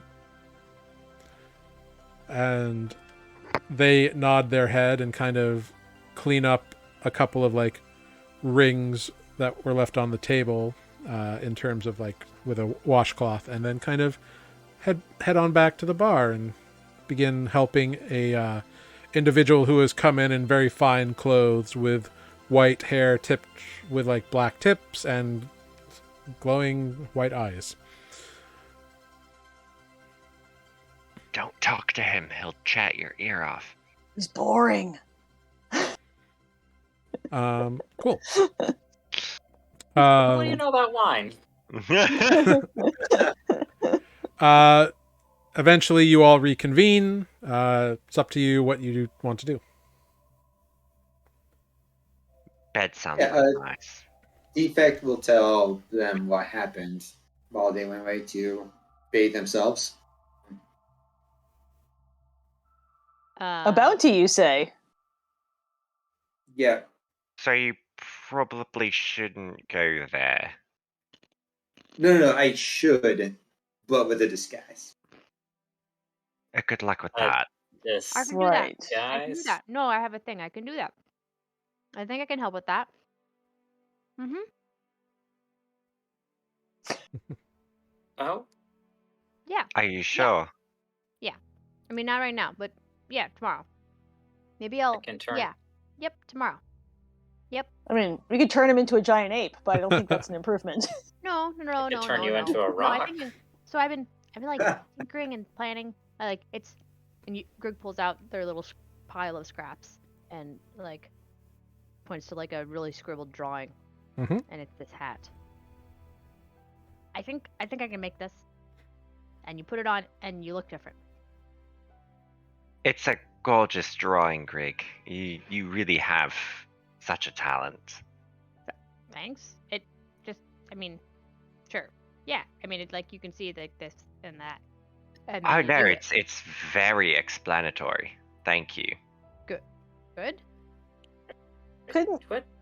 couldn't he just wear Spoot's sombrero? No. I mean, That would be yes. hilarious. And just draw a mustache. Yes. This is better. Just wear a This will, like, poncho. Greg's Even like, if it's pay rolled up. attention. No. I trust Greg Okay. on this. Uh, Following Greg's plan. so you banter about this and make your way up for the evening and turn into a well-deserved rest here at the Black Pearl. On the floor. Yep. Nothing. Olive is definitely sleeping in the bed. That's fine. Nereus, you have your own room. Olive and Spoot bunk up. Greg and Defect bunk up. We have a little powwow as we fall asleep, singing a song that goes like this: We're notorious, there's a bounty on our head. Perception checks. We hear this from the next room. You do not. Dang it. Yeah. Great. You get a long rest in. You can do all your spell stuff and hit points and all that jazz. And you awaken. What would you like to do today? Greg, for the record, is going to. Ugh, I always click the wrong button. Trade that whole infusion thing. Gonna trade the spell refueling ring for a hat of disguise. Okay. Cool. What does the hat look like? Well, Grig made it. So, so there's like some random scraps of cloth that clearly is like from some blanket that Greg was carrying around. It's like stitched awkwardly to be in hat shape, like almost like a beanie, but like obviously there's a seam there, like sticking out instead of in because it's Greg. And there's like some attempt at embroidery and some like beads just like hooked on, and like little bits of wire like hooked as decoration. I love it. Like maybe at the top is like a little ring of something shiny. And yeah.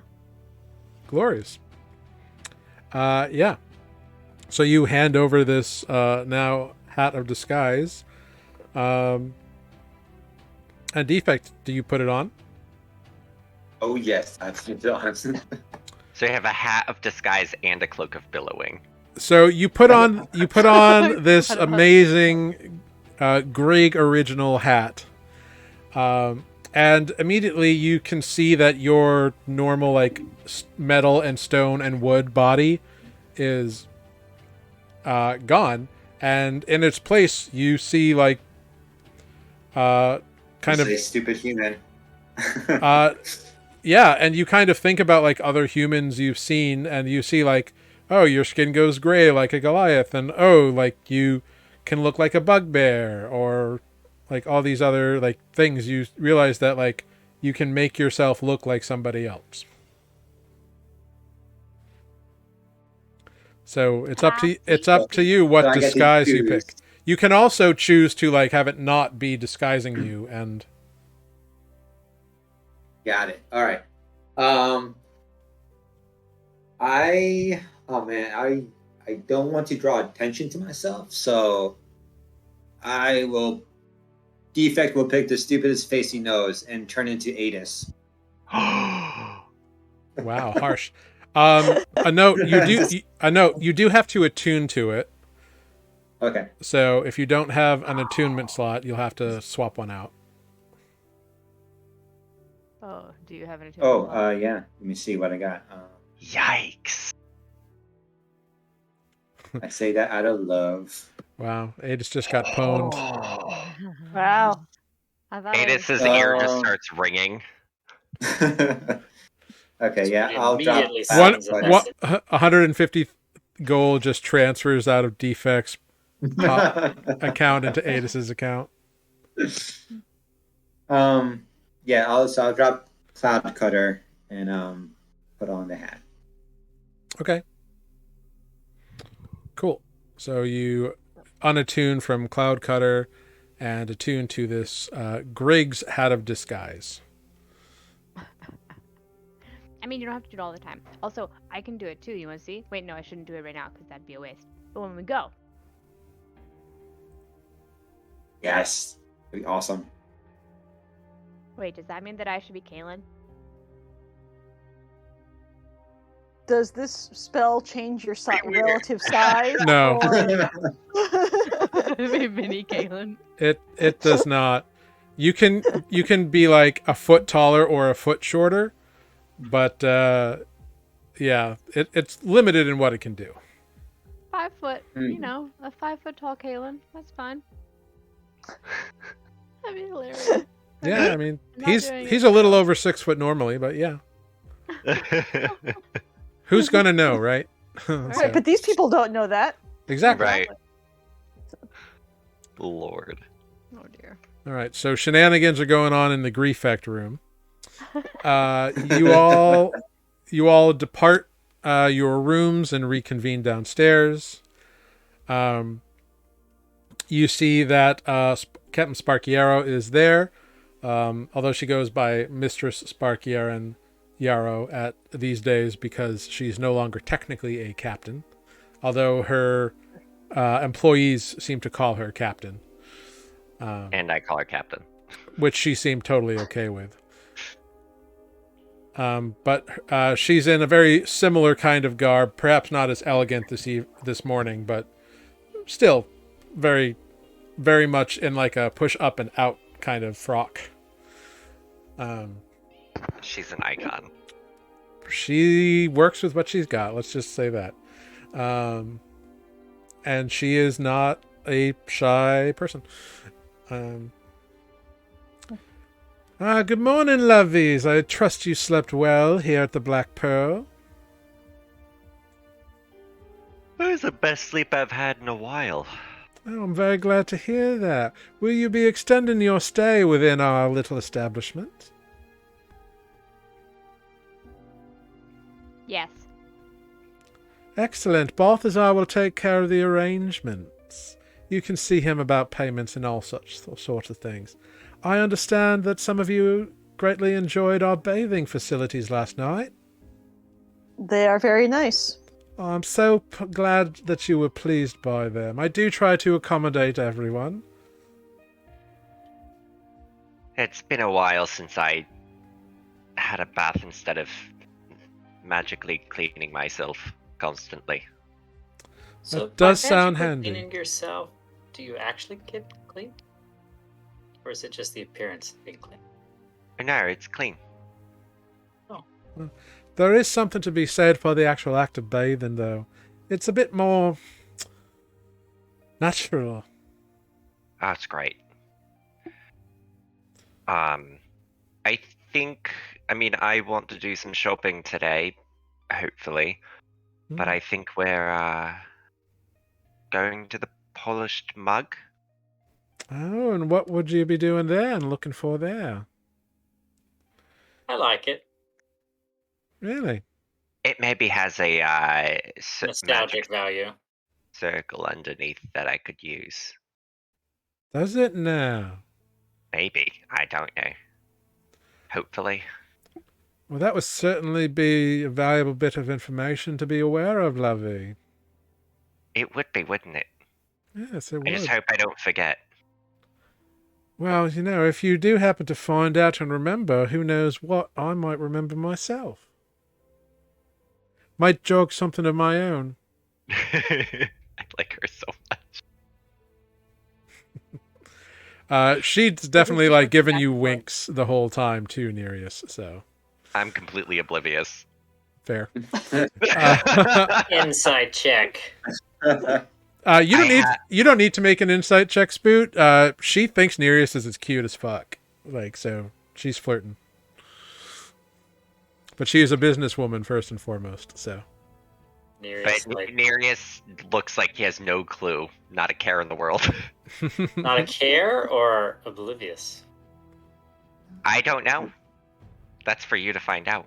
Insight check. Okay, make an insight check on Nereus. Oh, not my best day. 15. Okay. Unless I get advantage because I know him, but probably not because he's Nope. new. Nereus, what does Spoot learn from you on a 15? Nereus is just paying no mind to the winks and stuff, because he seems very used to having to speak like this, and so it kind of just He's in the zone. falls away, yeah. Nereus flirts like I do.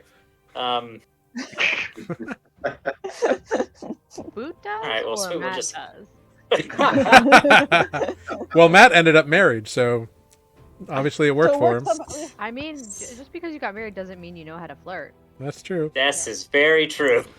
Yeah. We'll have to get his wife on someday and ask her. She will tell you. Anyway, so you tell her that. She's like, well, I do hope you take my recommendations to heart, Lovey, and do your shopping in the proper locations.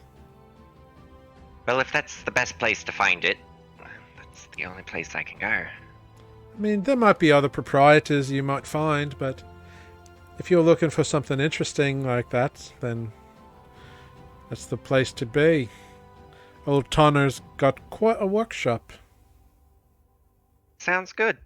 I definitely appreciate it. Of course, Lovey. My pleasure, of course. How about the Well, rest of you? Anything that you are looking to facilitate this day? I understand that Pastel was able to provide a couple of you with some useful recommendations as well last evening. I'm really trying to decide whether Greg understands what's going on at all. Probably a little, but assumes it's all about bribes and not context. So Greg looks confused. Greg, you would know that bribes are commonplace in Wynten. It's pretty much the basis of the economy. Yeah, but I think at this point Greg would be not caring. It's just everybody's talking about money. Oh my god, I hate this stuff. Mm-hmm. And Fair. not catching context implies anything about Greg. Greg is paying no attention. Oh god. Fair enough. Cool. And how about you, Spoot? You seem to be someone on a bit of a mission, eh? No. That's his normal face. Yeah, Well, He's a very serious turtle. I like. well, maybe we can get Look you to around. relax a little, lovey. Enjoy your time here in Wynten, perhaps, eh?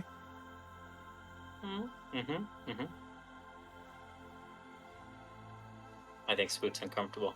Doesn't know what to say. If you decide or discover that you need anything to make your stay here more enjoyable, please reach out to myself or my employees. My crew is very capable at procuring just about anything one might require.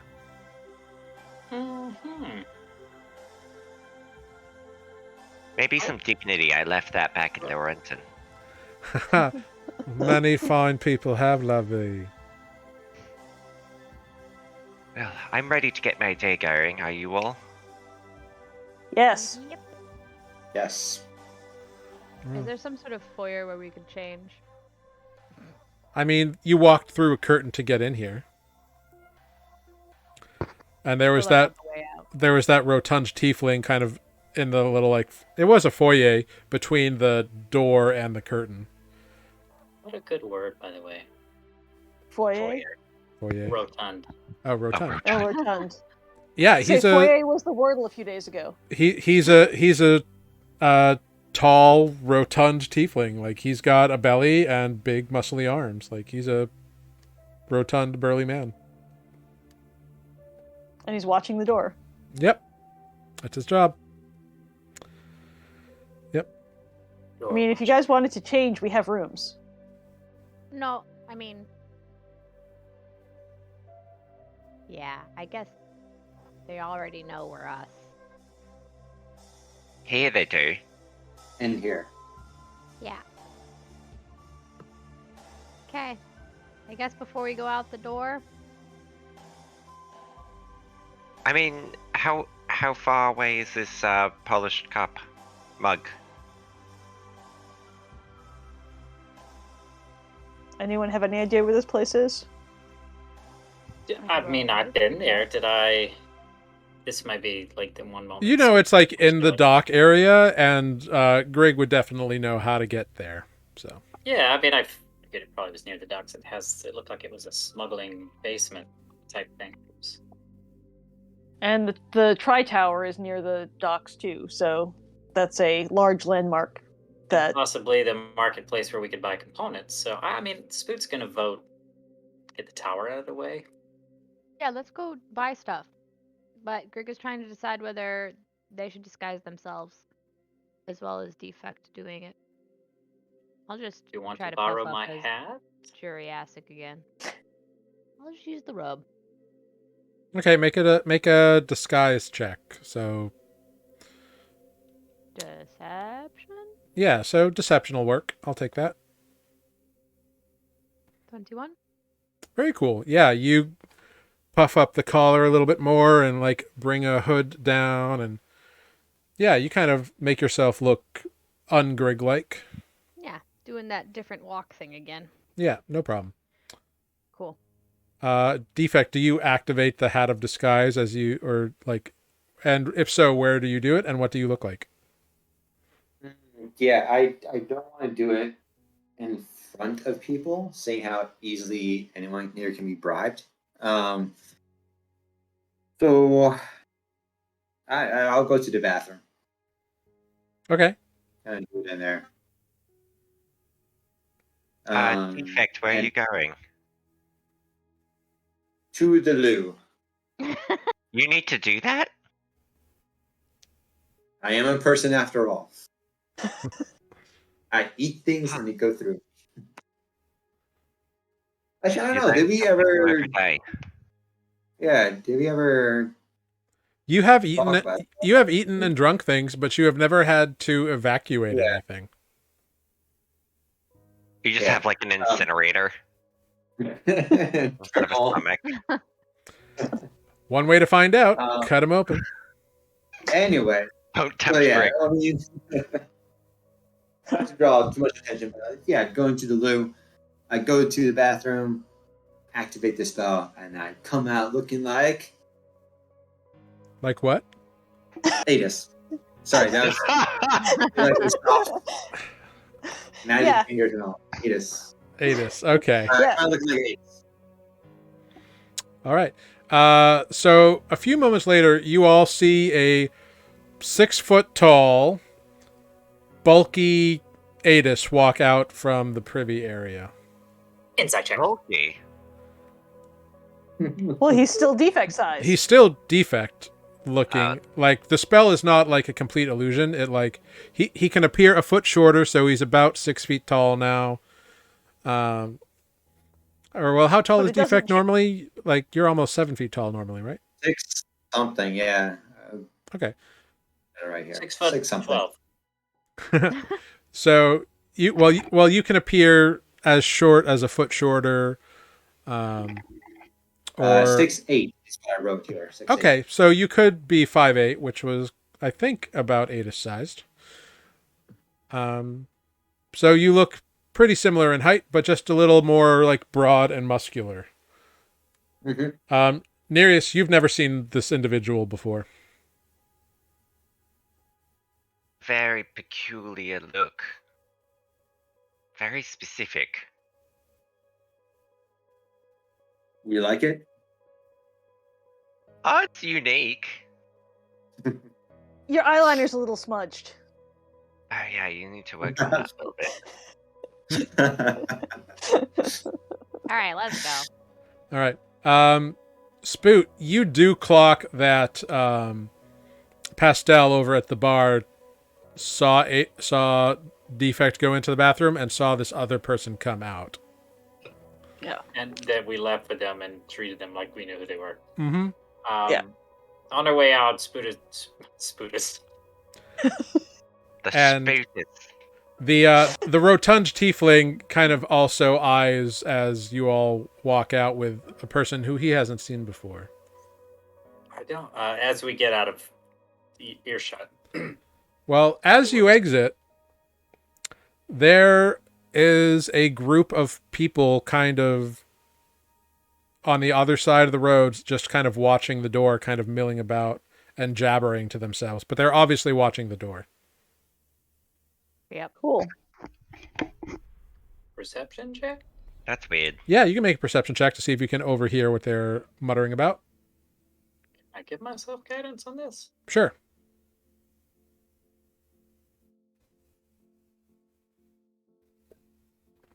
What'd you get?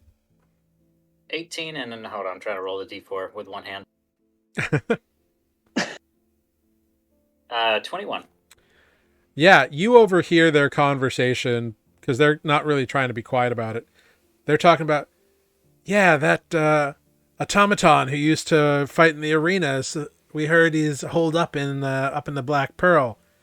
We're trying to get him on the way out. Like, yeah, and it's all like people wanting to see Defect and wanting to bombard him with probably the same kind of crap that you all dealt with the night before.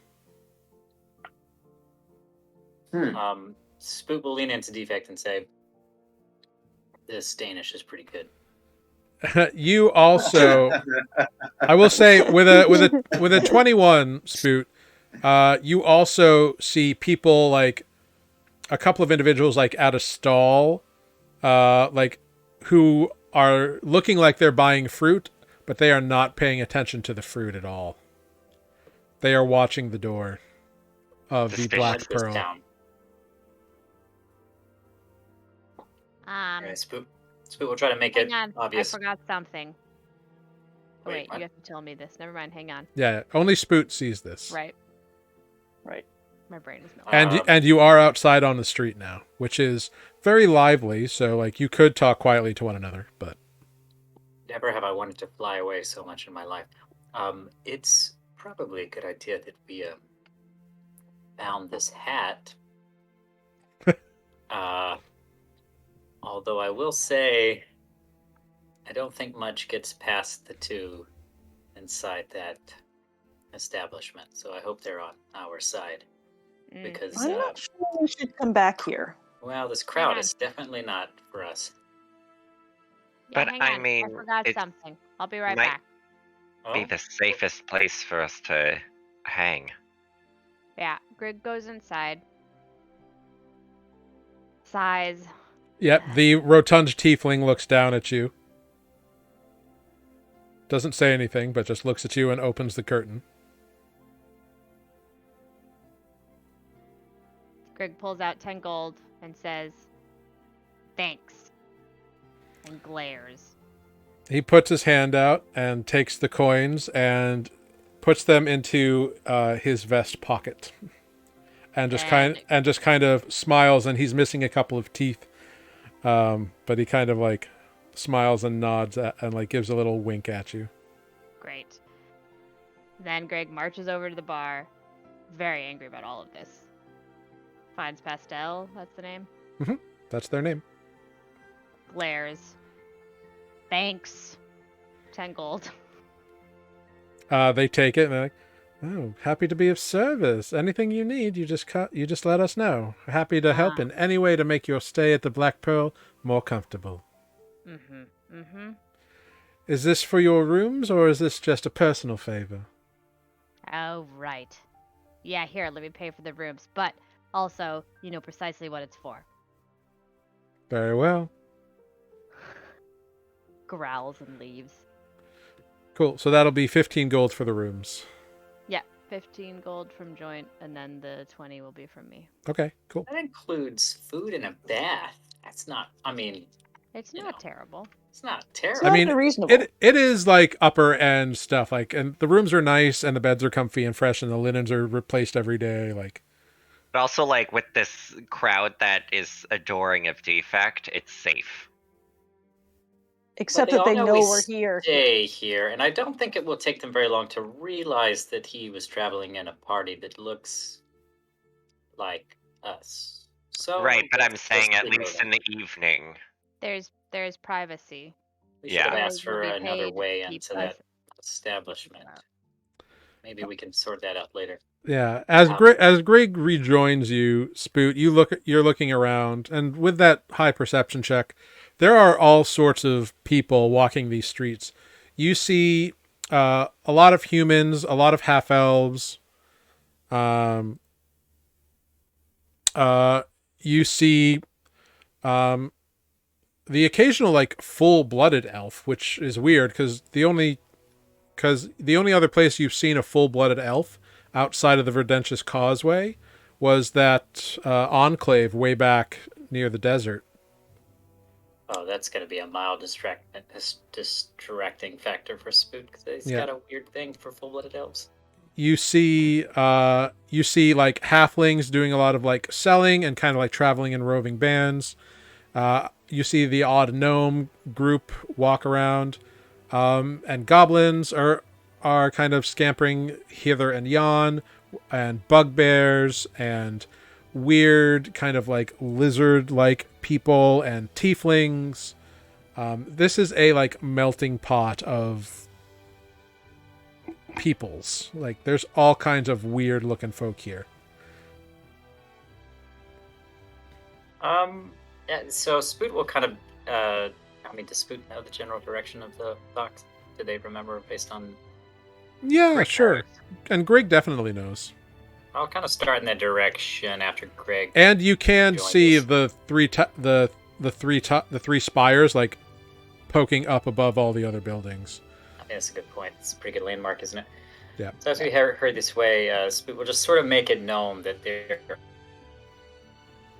could be eyes on us, and certainly that Defect's presence has been linked back to the place we stayed last night. I don't know if it's safe to split up, but it could start to become pretty obvious that we are in the company of Defect, or at least were. I mean, yeah, but it would be sometimes unwise to split up. Yeah, I'm not sure splitting up is a good idea. I think we least might with- want to find another Sure. place to stay. Nope. I think we're safest there. Yep. They might know Well, where we are So, or where I defect can is, take care of it at least for the night. but I they think. can't. They won't bother us. Yeah, I would agree. Maybe we can work out some other way to enter later. But for now, I just kind of want to get as far away from there as possible. Maybe we can disappear a bit when we get closer to the docks. Why don't we just wander around for a while? Sure. I mean, I want to get some shopping done. I really want to get this chalk. Oh my god, I hear an ice cream truck. Greg, do you still have that chunk of emerald? I mean, what do you mean by a chunk of emerald? I've got a really beautiful necklace, but you can't mash that. We got the chunks of emerald from the Heart of the Oaks. Or Heart of the Elms. Yeah, giant the from Draco Dragon. Lich. There's 2 chunks of emerald that don't have the soul of a Draco Lich in it. Yeah. Yeah, the 2 that are unfilled Okay. were given Just to happened to Greg as treasure, basically. Was not here, so that's why it's not in my list. Okay. Yeah, sorry. Yeah, so there's 2 chunks, and I'm just figuring I can use parts of those chunks to get the. Okay. Do you want to grind them up to make chalk, or are you looking to exchange them for chalk?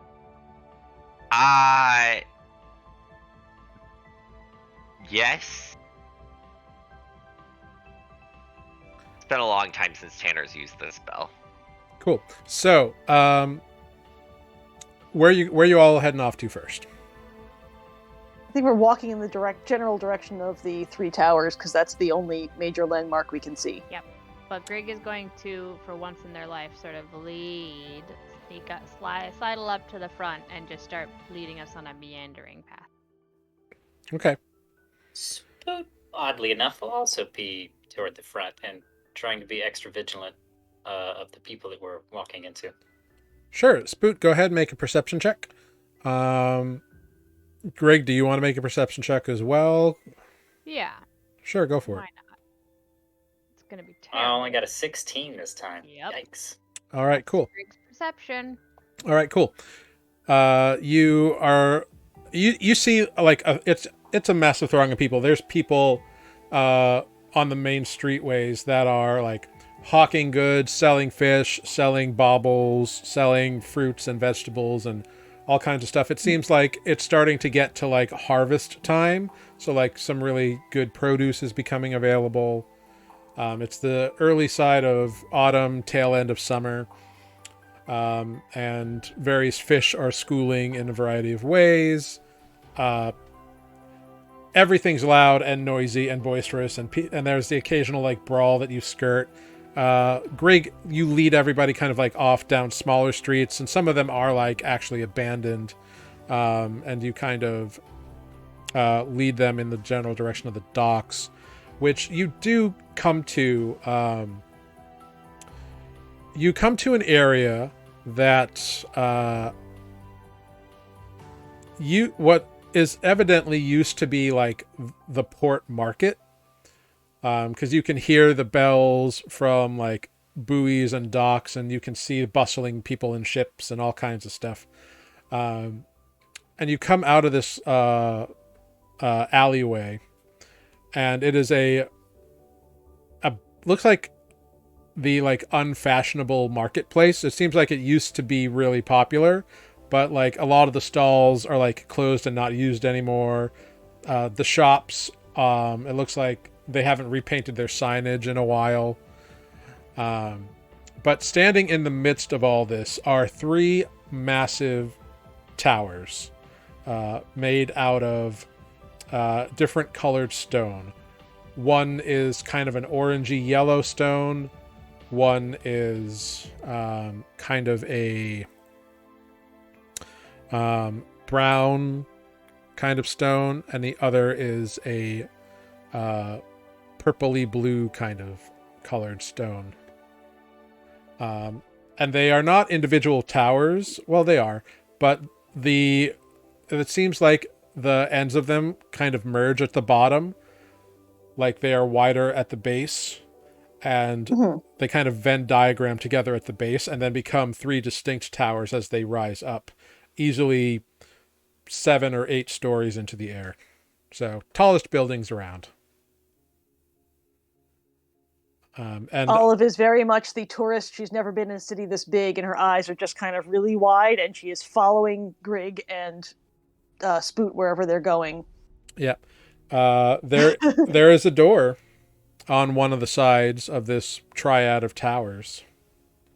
Can I do a history check to see what, if anything, Grig knows about this tower? I can't Yep. imagine Grig doesn't know anything, but Yep, make a history check. You can have advantage. It's common knowledge. Yeah.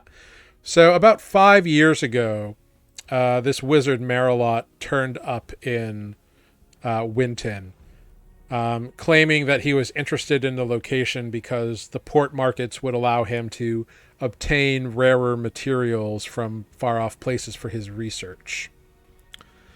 And overnight, this weird triple tower thing emerged in the middle of the port market. And over time, the market kind of pulled back because people were kind of intimidated by the tower itself, and rumors about like Marilot himself. He's purportedly not a kind individual. He is not nice to apprentices, which he has apparently taken on. Most of the market that pulled back has kind of reformed around the fighting pit, the arena. But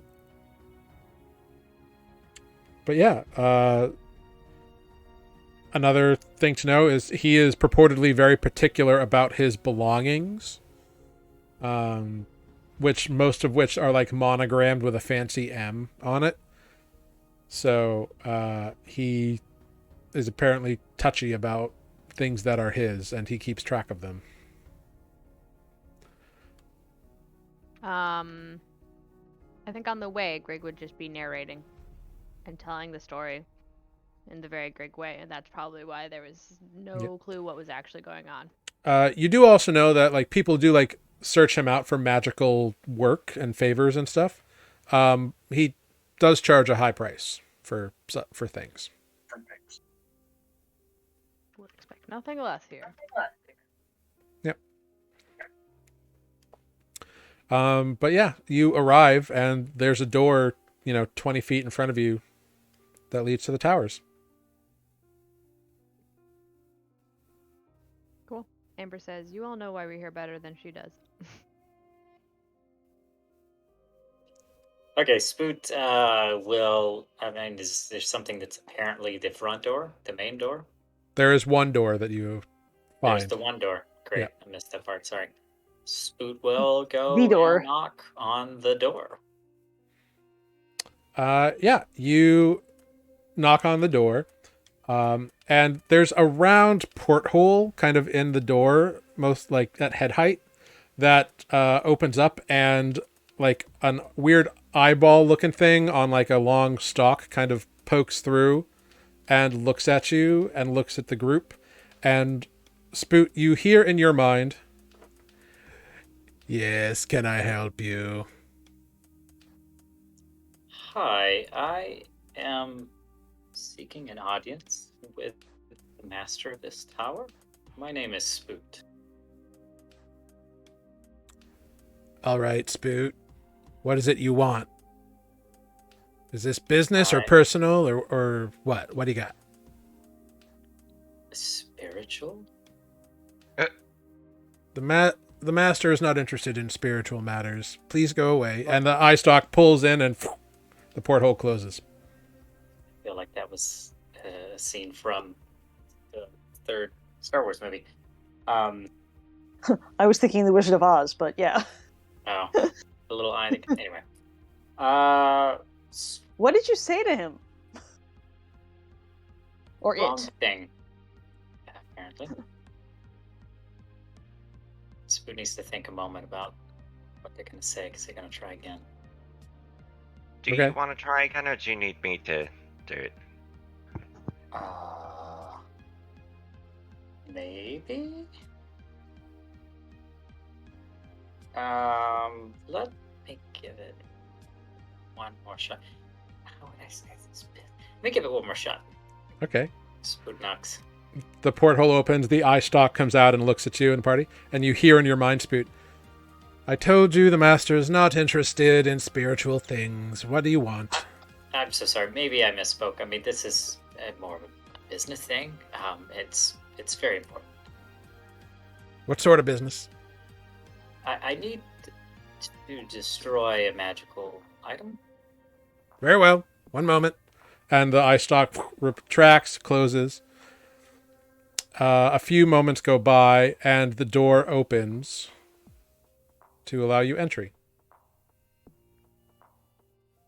Well, that seemed to work that time, Spoot says, and he'll walk inside. Cool. So you all enter, and you enter into what will is... it let us follow him? Right. Yeah, you can all enter. The eye, like, scanned all of you, so it knows how many of you there are. So you enter, and you enter into what is a large, like, single-floored, like, it looks to be about the size of the building, just kind of like one floor. And you see each, like, the smaller section of the tower, like the main tower, for lack of a better word, seems to extend from the roof into this room. And there are stairways that go up to each tower. Also, there seems to be just a door kind of floating in the middle of this, like, tri-cornered room that doesn't go to anything. Is it closed? Yep. So as you all enter, you hear the door close behind you, and you turn and look, and what you see is a, like, 5-foot round ball floating in the air with a big eye and a big mouth and 4 eye stalks coming off of it, and each eye is, like, looking at one of you. And you hear in your minds, welcome to the Tower of the Wizard Marilot. My name is Ploxomag. You have been granted an audience with the master. Please follow me. And it kind of hovers and floats along towards the door that is connected to nothing. It's a negative. Are you? What are you? You have a lot of eyes. One of the eye stalks turns back and looks to you as it keeps floating along. Of course I do. That didn't answer my question exactly. Are you talking my mind? I am Marilot's butler. Oh, okay, hi. Hello, goblin. What are your names? How do you address yourselves? How shall I introduce you to the master? Hi, I'm Spoot. I'm a turtle. Very well, Spoot the Turtle. You are the leader of this troop and wish to engage my master in service of some kind? Greg, he's trying to take your job. Not the leader of this group. However, I am the one with the request for your master, Marilot. Very well. Just, like, looking all around the room and trying to look behind the door. Like, It's around one the sides giant of it. step. Yeah, like, you can see, like, off to the side. It seems like it's just room and open.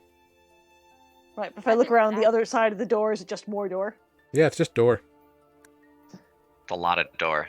It's a nice door. Mm-hmm.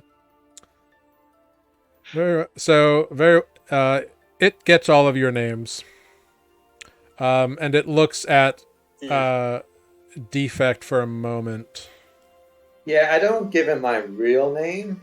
I don't say Defect. I will probably start it like I'm Deatus. I'm Deatus. Deatus. I'm Deatus. That's a common human name. I'm gonna be Grog. Well, it is a stupid name, so. Very well. Very well, Deatus and Grog. Deatus is. Tell me how you really Please be feel. aware that you agree upon entering that you are not here to attack the master. Any attempts to trick, befuddle, or otherwise make harm against the master will be met with the utmost force, and you may forfeit your lives in that instance. Do you understand and agree to these rules? Understood. Yes. I No, accept Sure. the buddy. terms and conditions. Very well. Click here, please. No, Did buddy, anybody no read harm. it? I didn't. No. I just scrolled Okay. down. No, sorry, I was looking at the back of the door. It floats to the door, and it just kind of like looks at it with one of the eye stalks, and the door opens, and it bobs in through the door. What does this look like? From like Olive is still on the back side of the door. Like, does the door open? The door swings open from the other side, and you just see the back of a closed door. I'll walk back around and follow There's a everyone else. racetrack in But here. Yeah. You all walk through this second doorway into a large, plush, comfortable-looking workroom and study area. And the floating eyeball thing announces you by name, introducing the Master of Mysticism, Lord of the Three Spires, Marilot, the Mage. And it kind of floats out and closes the door behind it. You see before you a half-elven looking male with kind of birch-colored skin, green eyes, brown hair, just kind of like pulled back. Fairly plain looking, in blue robes with kind of red symbols embroidered all over it. And he kind of like stands up and looks at you. He's like, I understand that you've got some business for me. What is it? We don't have all day. Come on. I'm so sorry to waste any of your time, Merlot. I am Spoot the Chortle. Yes. I heard all your names when my butler introduced you. Come on. Yes, sorry. I have been led here in a dream quest to destroy. What do you want? Well, see, we have the soul of a Draco Lich in this emerald. Really? Why didn't you start with that? Give it here. And he like wipes off an area of the table and says, put it right here now. Okay, Spoot does like gingerly place it down. Yeah, the minute you place it down, he like grabs it and like repositions it and picks it up and turns it and holds it up to a light and like does all these weird things, puts it back on the table, grabs a weird instrument and just kind of like looks through it and kind of like adjusts a couple knobs and dials. Please be careful. It was hard enough to kill. Yeah. I know. Shut up. And he just kind of like looks into it all. Krieg is inching closer. And he Closer. like looks up, puts the instrument down on the side, puts his hands on either side of it. All right, definitely the soul of a Dracolich in there. What do you want with it? I want to destroy it. All I right. don't know what else to do with it. Safely, of course. That's why I was led here. I was told to find you. I do have a specialty in destroying magical things because I like to repurpose them. So, whatever. But these kinds of things are not something you want to keep around. So destroying this outright is really what you want to do. So, that being said, it's going to take time. Got to figure out what it is. Each one of these things is different. Do you understand? So, because each one is different, each one has to be destroyed differently. It takes a lot of time and a lot of research. It's going to be expensive. But how expensive? But when I'm done, no more Dracolich. I am pleased to hear that is going to be the result. How expensive might it be? Just to make sure we can cover I'm sure it the before. Embering Elms will be happy when that thing's gone as well. Yes, that poor tree. I don't know what you're talking about. Anyway. The Embering Elms, this was its master. All right. Is that somewhere I should know? The forest that's on fire to the north of here. Oh, yeah, I've heard about that. Yeah, this is the thing that caused this whole calamity. At least in the forest. All right, good to know. That might be useful. All right, let's see what we got here. And he begins looking at it. He's like, all right. So, I'm going to have to take a couple days to study this and look at it. For my time, my expended spell slots and devices, equipment rentals, come back in 3 days with 800 gold. Leave this here, and you'll have all the answers you need. Is it 800 gold just for the answers, or for the actual act of destroying it as well? It's 800 gold for me to do all the research to figure out how to destroy this one-of-a-kind, one-way-to-destroy thing. I don't know how. I hope you all have enough gold for this. So much. Yeah. I love it. If Greg just hang around with you, I think they might have a lot to learn. Oh my god. You're gonna get on just fine. Greg has never been this quiet around anything interesting in their life. This is how you know it's serious. Spoot will turn to Greg and say, I don't know how much I've accrued in the How do general we? funds, but What's platinum again? Amber says because she can never remember. 10 gold 10 is gold. 1 platinum. And gold. Great. I have 250 platinum in my joint cash bag. So, So 80, yes, we have it. 80 platinum and you could pay him. I will. I mean, Spoot is basically offering to take this out of whatever he is owed because he hasn't really been keeping track of that, but he's not going to force anyone else to pay for this. I mean, this seems Mission. like something we're sort of all invested in. Greg wants Being to as know if what he's we- gonna find out. If we don't destroy this thing, it's going to come back.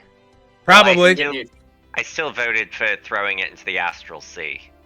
There is Yeah, that's a that. dumb I mean, idea. fine. Why? I said What would that. it I do? I didn't want to know. claim What it's does a it smart idea. Because, like, the astral sea might be a big infinite place, but there's shit that lives there. And Yeah, when something but- finds this, which it will, because anything you throw in the astral sea finds its way back eventually, then do? it'll Dead just body? come back Dead angry. body? Where'd the dead body come back? What dead body? Don't. It's okay. I can give you 300. It's what's in my pocket right now. That's great. That's not enough. Put it I away. will have to get my colleague here to come up with the remaining 500 out of whatever my account was. No, it's whatever. You're good.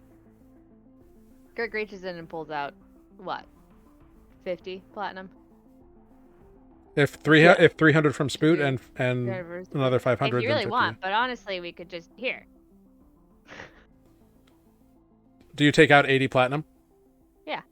Okay. You take it out. He looks at it, casts some form of magic over it, scoots it off into a box. You hear it all tinkle. Great, come back in 3 days. I'll have answers for you. Goodbye. Okay. Thank you. Yes. Go Yeah, on. I'm good. Ploxamag will show you out. Greg wants to be this person. And the door opens up, and the floating eyeball thing with 4 stalks is there, and you hear, you hear it speak something in a language you don't understand. And Marilot kind of opens his eye, kind of looks at the floating thing, and then looks at Nereus, kind of expectantly. Are you going to answer him or not? It's not a language I detected. Nope. I didn't hear anything. You don't speak, but you have those tattoos. Are you one of those stupid kids who got tattoos in a language you don't understand? No, they kind of just appeared on my body after a severe thunderstorm. Come here. Is this gonna cost me? You can keep him here. We'll go. Just kidding. He just comes over and grabs your arm and picks up and looks at one of the tattoos that's kind of slowly moving. You don't read this, do you? You don't understand what this is. I know it protects me. Well, of course it does.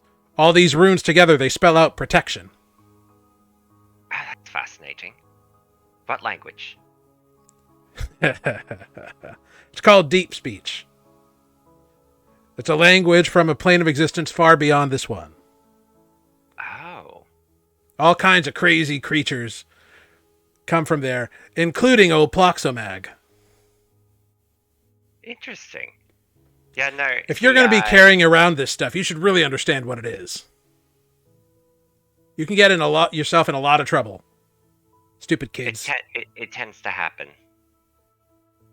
Yeah, well. Hence the Dracolich sitting on your table. Yeah, well. You won't have to worry about that too much longer. Now. What did Ploxomag ask me? He asked why you have protection tattooed all over your body. Oh, that's fair. Yeah, I don't know. Ask the rain. Ask the rain. Ask the rain. Although they haven't answered me yet. Huh. Interesting. That sounds like an Adele song.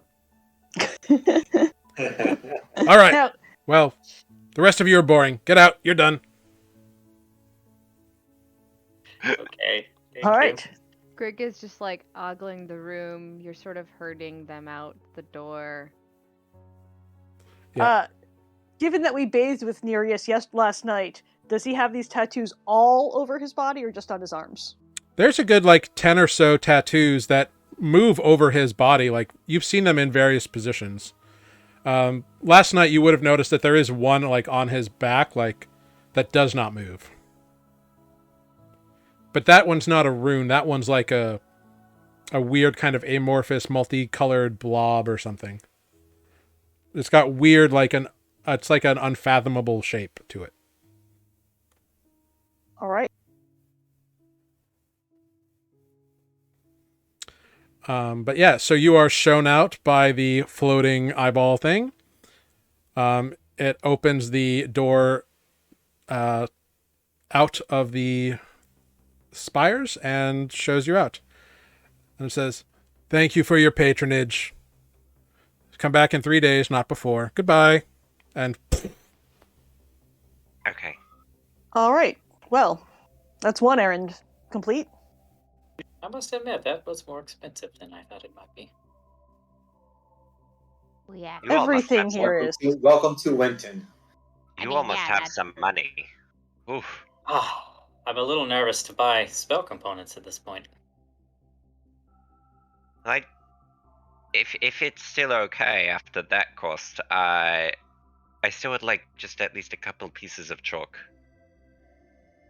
yeah, as you exit and kind of look around, you can see that, there are people walking around here on the docks, and you see people in armor that have the colored sash that denotes them as tenants, which are the local law enforcement. And they kind of eye you as you come out of the tower, but they don't harass you or anything. Can I go harass them? Yeah, if you want. If you want. Excuse me. Yeah. I was told to find a tonner about gems and such. Have you heard of that shop? I'm sorry, I'm not from this town. Sure. Which way is it? Greg rolls their eyes. Do I know where this place is? Make a history check. Great. Never admit you're not from around here. 21. You do. You know where it is. It's actually not far. Great. I just start walking and pull Nereus. Oh, Thanks for your help. yeah. Sure. Anytime, buddy. And Greg pulls you off. In I imagine that you're direction. just pulling on my character's skirt thing. Yeah, just You put the jacket back on tall, yet? not that No. short, but just Yeah, cool.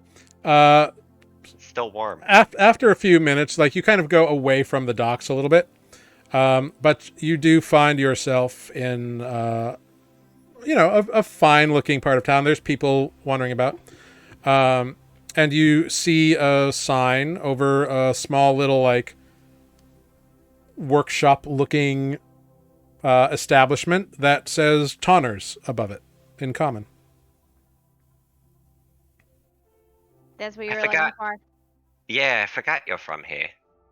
Yep. Can I, do you want to come in with me? Because you have the emeralds. Right. Or do you just want me to take it? I'll No, go in you're also. right. You'll probably have to pay them double. I mean, All right. hopefully not. So you enter Tonner's workshop. It is a place that the shelves are lined with all sorts of weird clockwork gobbledygook contraptions and weird pieces of metal stuffed together and like ratcheted together, cranked together, bolted together, stitched together. It is weird and wacky and crazy. All kinds of stuff on the various shelves. And there's a counter not too far from the door, about 12, 13 feet inside. It's a pretty low counter, and there's a little like bell on it. Ding! You ding the bell, and immediately a head pops out from behind the curtain. Oh, customers! Well, one moment, please. And a few moments later, a little halfling with kind of like the left side of his hair is like exploded out, but the rest is just kind of messy and brown.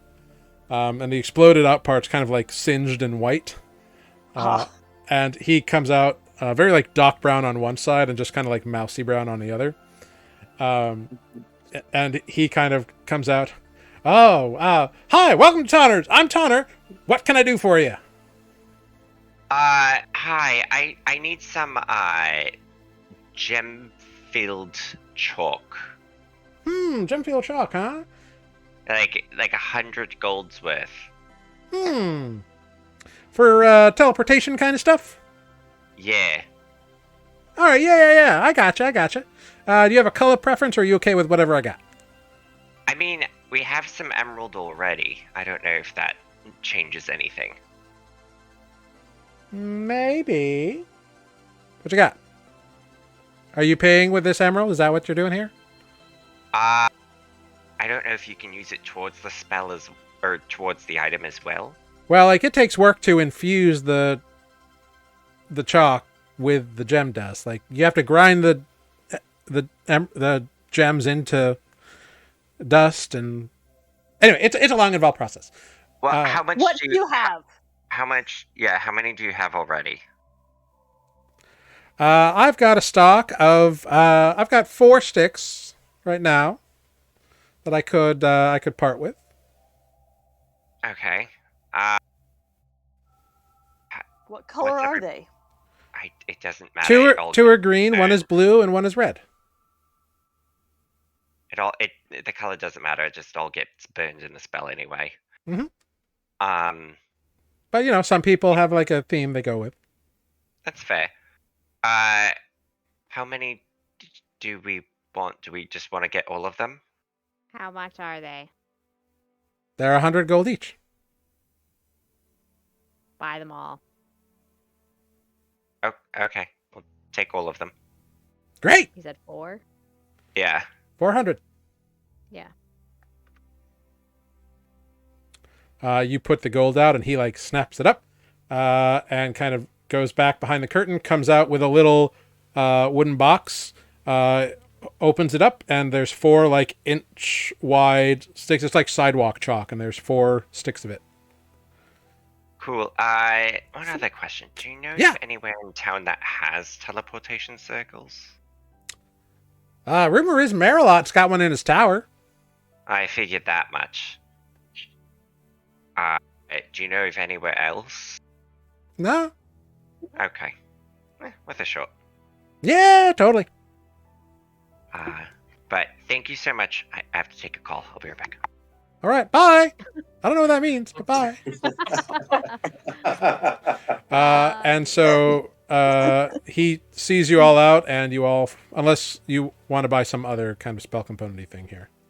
Greg just wants to look and see what the coolest thing on the shelf is, but yeah, Spoot has the actual things he needs. Cool. Make a perception Spoots. check, Greg. Spoot, go for it. Spoot's made a really lengthy shopping list that kind of scares him now that he's looking at the prices. Well, what are you looking Try to for? go- A lot of things. We'll try to go in order of importance. Definitely want a diamond worth about 500 gold. He does not have that. Does he have any diamonds? He's got diamond dust, but no full diamonds. Yeah, I'll take some diamond dust. How much do you want? At least 2. Like 200 gold worth, or? Yeah, sorry, 200 gold worth. Okay. Yeah, he pulls out a jar that he dips a little long-handled dipper into. Seems to be like gold, and he dips some stuff into some pouches. Takes 200 gold from you, and gives you 2 little pouches of 100 gold worth diamond dust. Let's do one more just for good measure. He'll give you a third for another 100 gold. Sorry, Greg, that's coming out of yours, I think. Oh, all of that? He gave all of his money to Marilot. Oh, wait, no, I have Oh, 300, okay. so I give them 300 of We my gold. paid for we Yeah. paid for that out of joint. This is... Well, then I can't buy anything else, so maybe I should have... What do you need? So that was for greater restoration. I got 3 just because I got nervous not to have more than 3. We really need to find this diamond, if possible.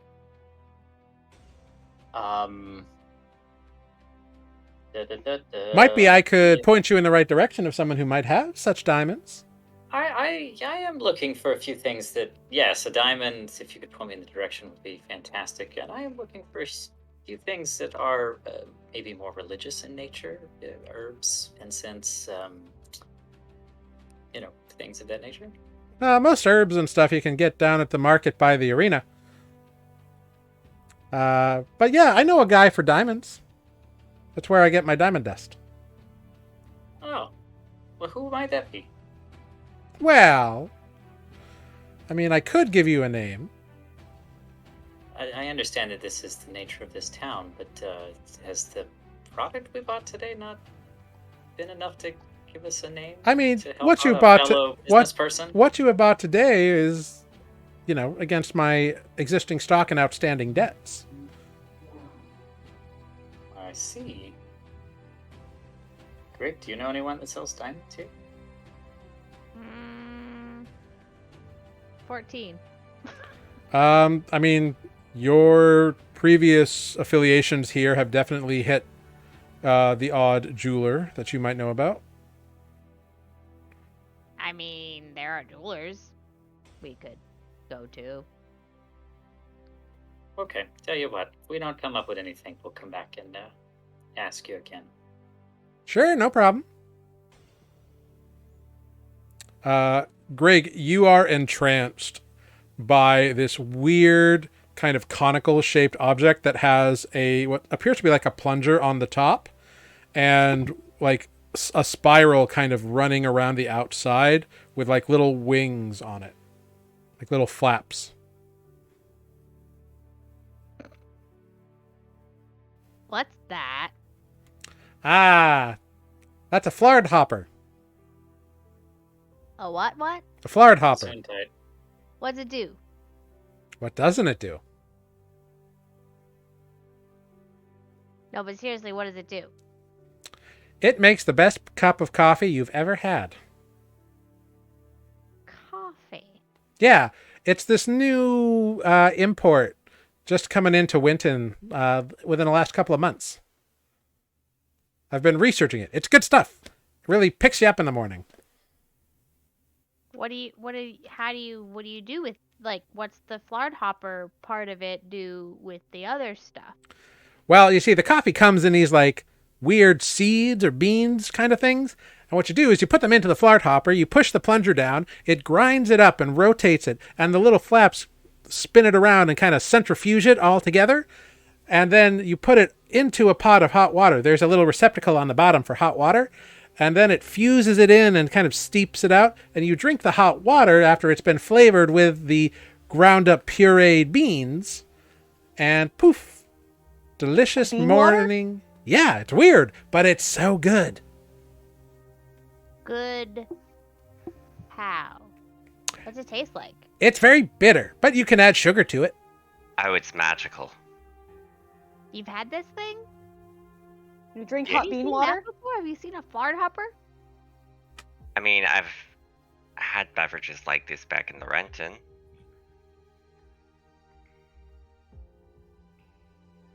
Do we want this?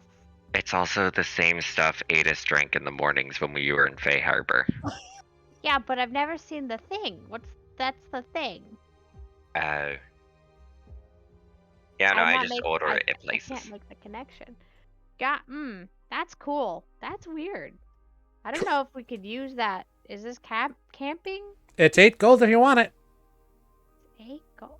Do we have some of that coffee thing? You can buy it in the market. It's kind of expensive depending on how much you buy, but Yeah. Is it easy to travel with this thing? I mean, it fits in a backpack. Right. Because we've had, Is I it- mean, you know, Clean. What? it's the. I mean, it's made of metal, so, you know. I can I clean mean- anything. Yeah. Yep. Greg's gonna get it because it looks cool. All right. Greg didn't care He- about coffee until He it- takes it off the shelf. It's 8 gold. You parse over 8 gold, and he hands you a Flard Hopper. Great. I get a Flard Hopper. Kind of want one in real life. You can add 1 Flard Hopper to your inventory and just denote coffee maker. Well done. Your business here concluded. You can leave. Are you going to attempt a diamond next? Yes. Uh. He didn't sell any religious stuff, did he? No, not at all. It was like a weird kind of mishmashed workshop. Yeah, and I think Spook decided that even though this is the norm here in this town, this sort of like blatant ripping of people off all the time is kind of starting to remind him of highway robbery, which he hates. I mean, no one has ever said how much you're supposed to like grift people. You've all just been I giving know. out 5 gold and 10 gold as you want. That is a very good point. We should have started Yes. with silver, because I have no more gold now. I spell. That's funny. Greg is comfortable giving out way too much for the thing that matters. Which is the All of us is going to look around as we travel to the next shop, looking for some place that might want to, where she might be able to sell weaponry, as she is now carrying around swords she's not planning to use. Cool. Go ahead, make an investigation check. Greg, are you leading them to a jeweler you Or know a about? jeweler. Okay. Yeah. Yeah, it's a little more inland, kind of away from the dock area, but you're able to do there. 11. Cool. You don't notice anybody who would buy weapons on this particular jaunt. But It's not an you- urgent thing. I'm just carrying Yeah. around a spare. yeah, but you lead them to a jeweler that you are aware of, and over the sign it says Ollier's Jewelry, and it's got like gold paint on the windows, and there's like very fine things behind iron cages.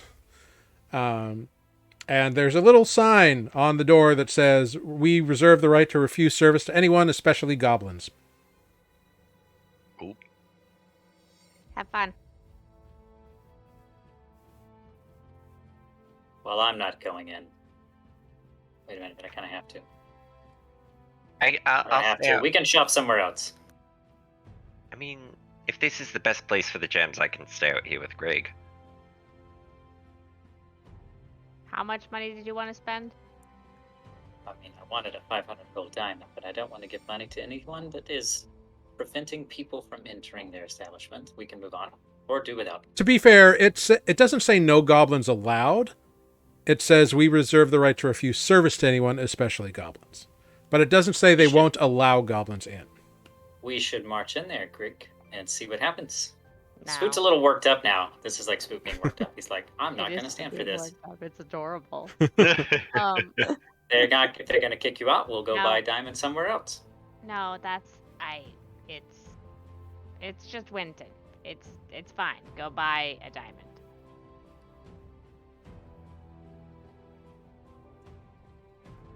Okay. If you're sure, Yeah, it's a thing. It's fine. Welcome to Wynten. I don't like this. Nope, nobody does. Spook wanna will come go here. in. Spook will go in already just like a little bit grumpy. Wait, did I give you money? Spook will come right back out and say, I don't have any money.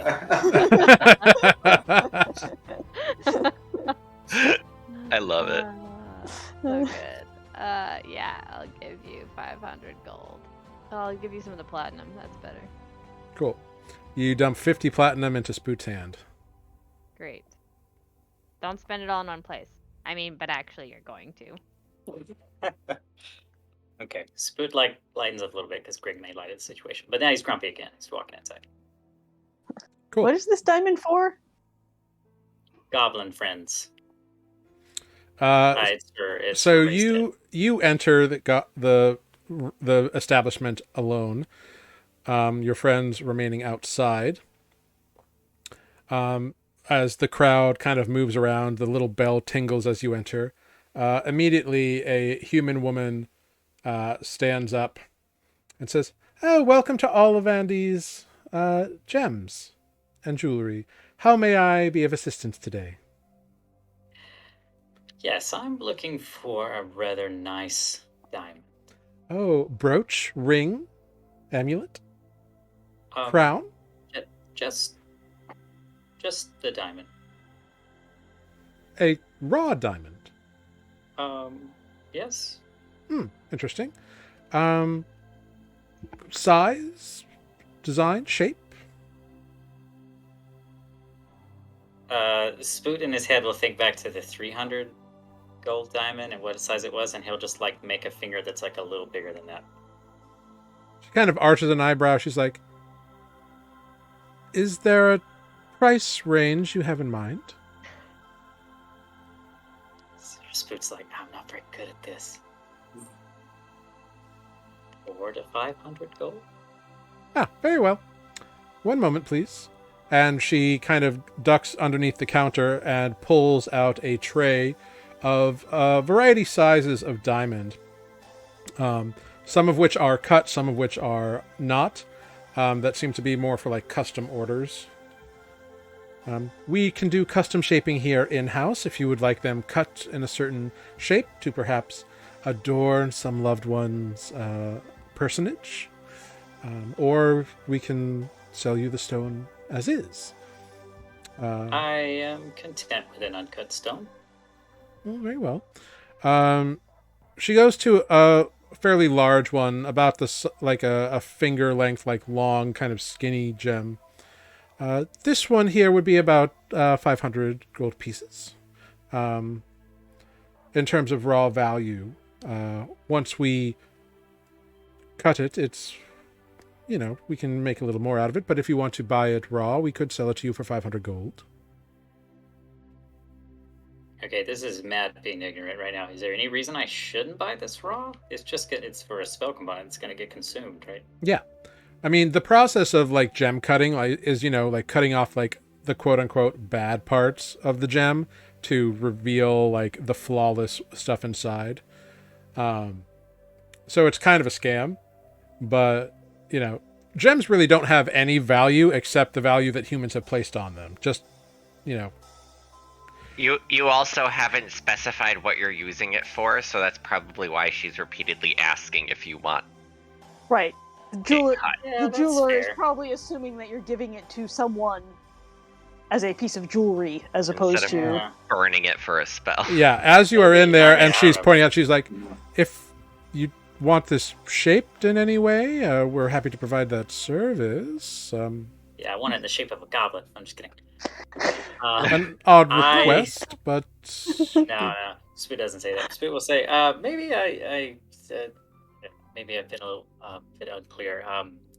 Is this? I could have used this in a spell. It's gonna Oh, get destroyed. well then these aren't what you want. One Oh. moment. And she returns it and then goes away and comes back with a little chest. You want something in the 500 gold range, you said? Something. Yes, something for Like dead. a returning to life sort of spell? Exactly. Yes, we sell a couple of these to various adventurers and stuff as they come through town on occasion. So, and she kind of pulls out one that's a couple of inches wide by like a half an inch thin, very like slivery, but it's a very nice diamond. This one here is about cut and worth about 500 gold as is. If you are interested. Okay. Yeah, I think so. Let me see. If I only have 400, would that do? Let me count. No. Let me- Well, I don't think you can haggle on spell components. Nah. Spoot was gonna try because he was trying to be grumpy Spoot. Oh, look, I found all of it here. It's Very well. Takes the 50 platinum and hands you over the was it platinum or gold? Well, whichever. She takes it and Copper. and hands you over the Electrum. I paid in copper. Good luck counting that. We do have a No, lot she'd of make you count it. And I'm then very she'd count it. patient. So you now have a 50 gold or 500 gold piece diamond. I was gonna say I got ripped off. Well, 50 platinum, 500 gold. Yeah. Okay. I'll keep track. Cool. Yeah, so you have that. No problem. If that's all, thank you for your patronage, and please feel free to come by anytime. Thank you. Spoot leaves. Have a good day. And you leave, and there's a little ting of the bell. Spoot emerges from the store, a full 50 platinum lighter and raised dead diamond richer. So good trade, potentially in the future. Yeah, maybe. Yep. That seems useful. So Greg, during this time, you've kind of been like huffing and standing, and people have been walking by, and you've kind of like just been like on the lookout in general. You put your hands in your pocket, and you feel something that wasn't there before. Oh no. Okay. It's a bomb. You pull out a like grubby piece of parchment, and it says, "You better come home, kid." Oh. In Goblin. Great. Greg makes a face. Yeah. But is trying to read it without everybody noticing. But Greg's face is very expressive. Do I notice? You all notice the face that Greg makes. Yes. Greg, What's wrong, Greg? do you have to go to the bathroom? No. It's fine. Just tired of standing. Do you want me to turn you into a bird? Insight check. Make an No. insight check at advantage, Defect.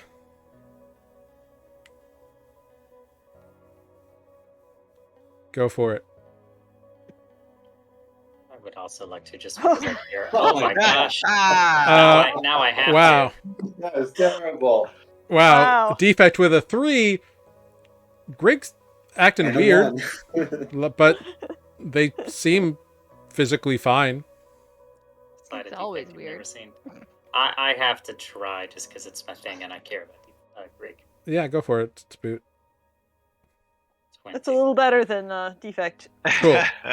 Just With a tiny bit more. Spoot with a Claim with your a best 20 friend. insight, you totally can tell that whatever Greg read on that parchment scrap, they did not like it, and they are scared, angry, annoyed, frustrated, really just peeved about it.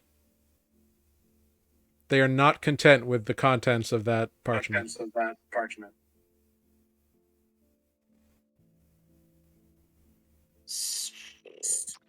do So I we're do good, this right? We're without gonna go. drawing attention to it. Yes. Yes, we can go. Where to next? Where? Yes, where indeed. I do have more of a shopping list, but I think I need to sit down and think about. Yeah, I don't know how much money we have, and so maybe I down with Greg at some point, and we'll discuss which one of these spell components are important. Here in the marketplace? Oh no. We can find somewhere quiet. Yeah, so Maybe somewhere like, on the water. Let's go find some lunch. cool. Yeah, you find There's a lunch fish market. easy enough. There's definitely fish around. There's plenty of like cafes and taverns and stuff down by the docks. A lot of the dock workers. As you kind of come out and check out, you do see the polished mug down the dock a ways. Reason Why were we going there? Well, to talk Got some- to I need to talk to. Prank, Right. Yep. and I want to see if they have a teleportation Yeah. circle in the basement. You think it's likely to be a public teleportation circle? I don't know. All I have to do is just look at it for a little bit, and I can learn it, and then they can't make me unlearn it. Seems like the sort of thing they might Well. go out of their way to prevent. Sure. Cool. Shall we lunch at the polished mug? I already had Cool. some fish. Well, you haven't had lunch yet. This was like on the way down to Oh, the dock area where there are fish markets and such. I would love some fish. Let's go to a fish market on the way to the polished mug. I mean, you can divert and go to the market first and then go back to the mug. That's fine. Whatever you want to do. The mug just happens to be like right there. Right. It doesn't matter. I can wait a little bit. I mean, if we're looking for a place to eat and we want to visit this eating establishment, perhaps one might go in and eat, and while we are there, get a sense of whether the other things we want to do here are a good idea. I mean, nothing here that we're doing is a good idea. Let's be No. quite Being honest. here is a bad idea. I blame Spoot that we're here. It's technically his fault. And we're going to have to be here for 3 more days. I mean, we could leave. Yes. It is your fault. I am not arguing. I am the only one that needs to stay here for 3 days. Well, and we do need to find out about the belt. That is true. Yes. To the polished mug. Great.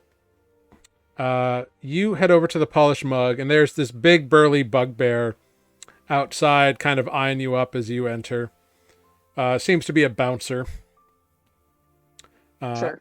And you enter the polished mug, and you are assailed by ruckus laughter and swearing and like dive bar goodness and just like people shouting, people punching each other, people laughing about it.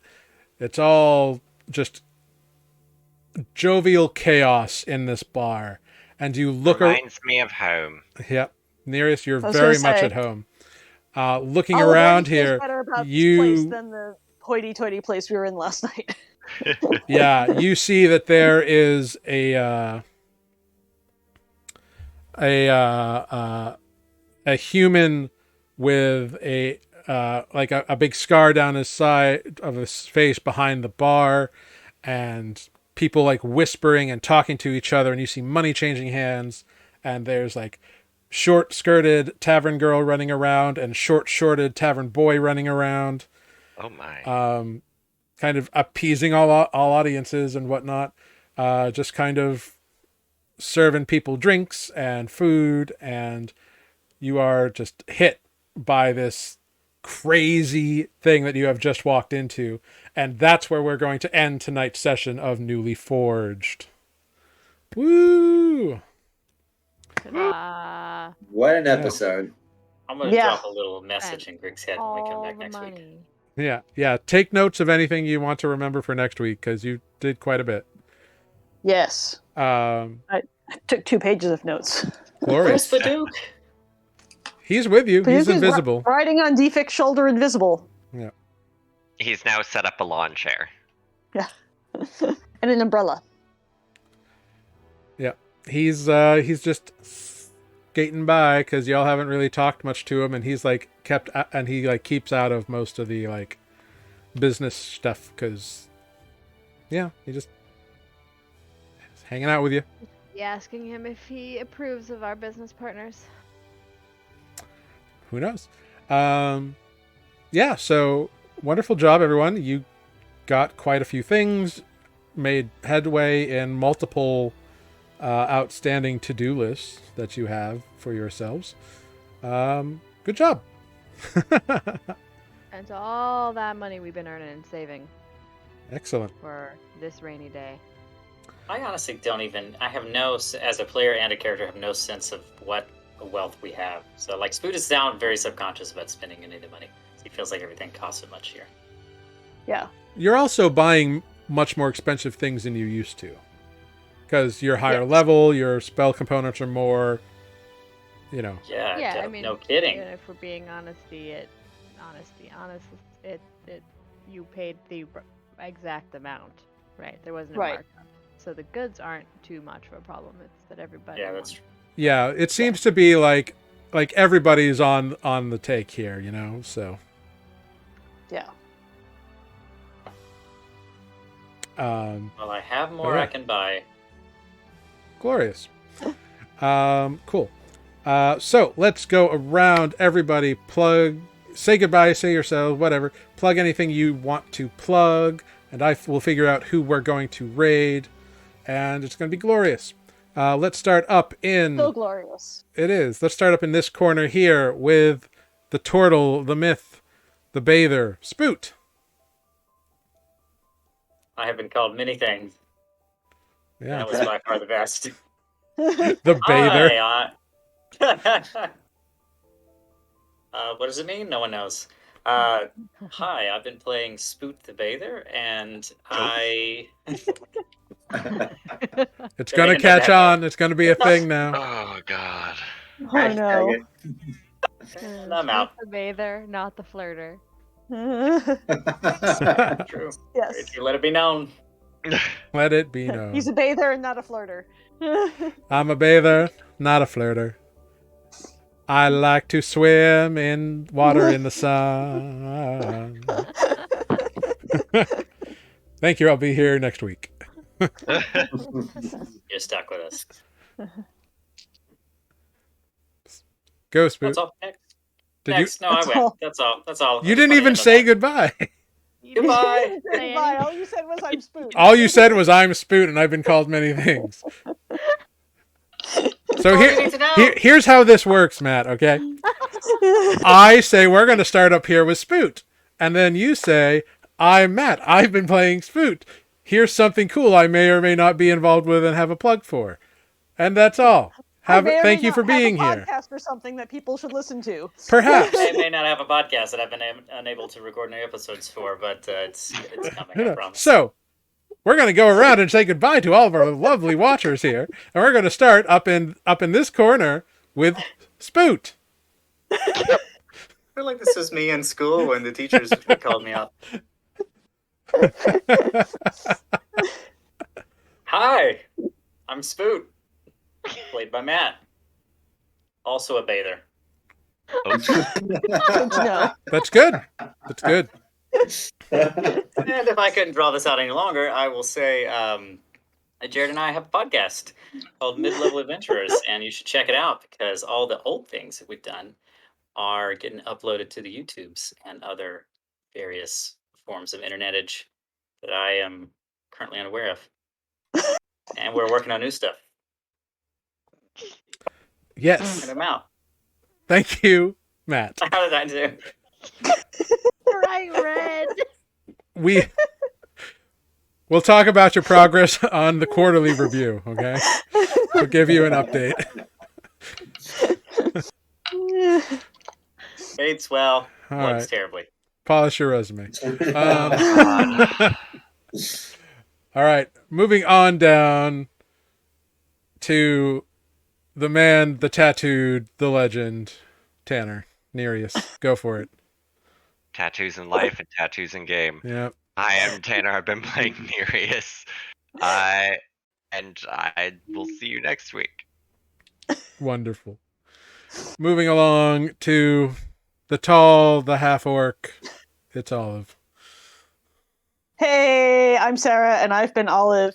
And the thing I have to plug is this very lovely dice tray. Ooh. Arrived just after last week's session, so I'm here to show it off. This comes from an Etsy shop called Broken Lance Woodworks.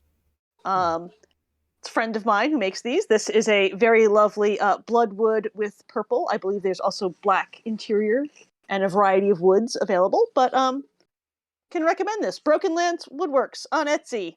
Very nice dice tray. Cool. Ooh. All right, it's very hard for me to roll the dice and also show it to the camera because the camera's at an angle. There we go.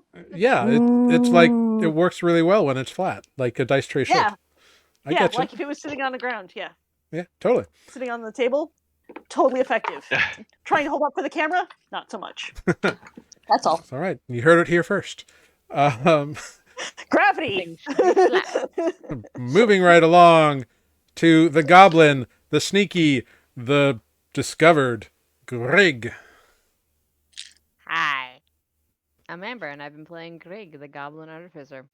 I have nothing to plug, but, Nuuli has social media. So subscribe on YouTube and Instagram and Facebook and the Twitter. Uh-huh. At Nuuli Forged. That's Nuuli Forged. Wonderful. And also, I think we should do superlatives every week. This is funny. All right. Moving up. Showing off that it matches my dice bag. Oh, very nice. Moving up to the tall, the brawny, the Deatus. It's defect, everybody. Deatus. Deatus today, Deatus next week. Come back and find out.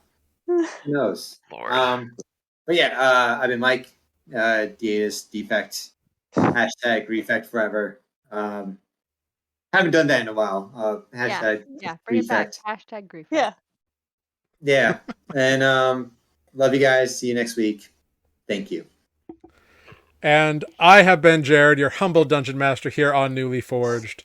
Thank you all so much for joining us. Thank you, I've Got It, for being the best mod in chat, throwing up the social links and the YouTubes and all that stuff. So thank you, I've Got It. You are the best. Thank you to everyone who popped in, came, and gave us a little bit of love tonight. Thank you to all the lurkers out there. Thank you to everyone who watches our VODs back, both on Twitch and on YouTube.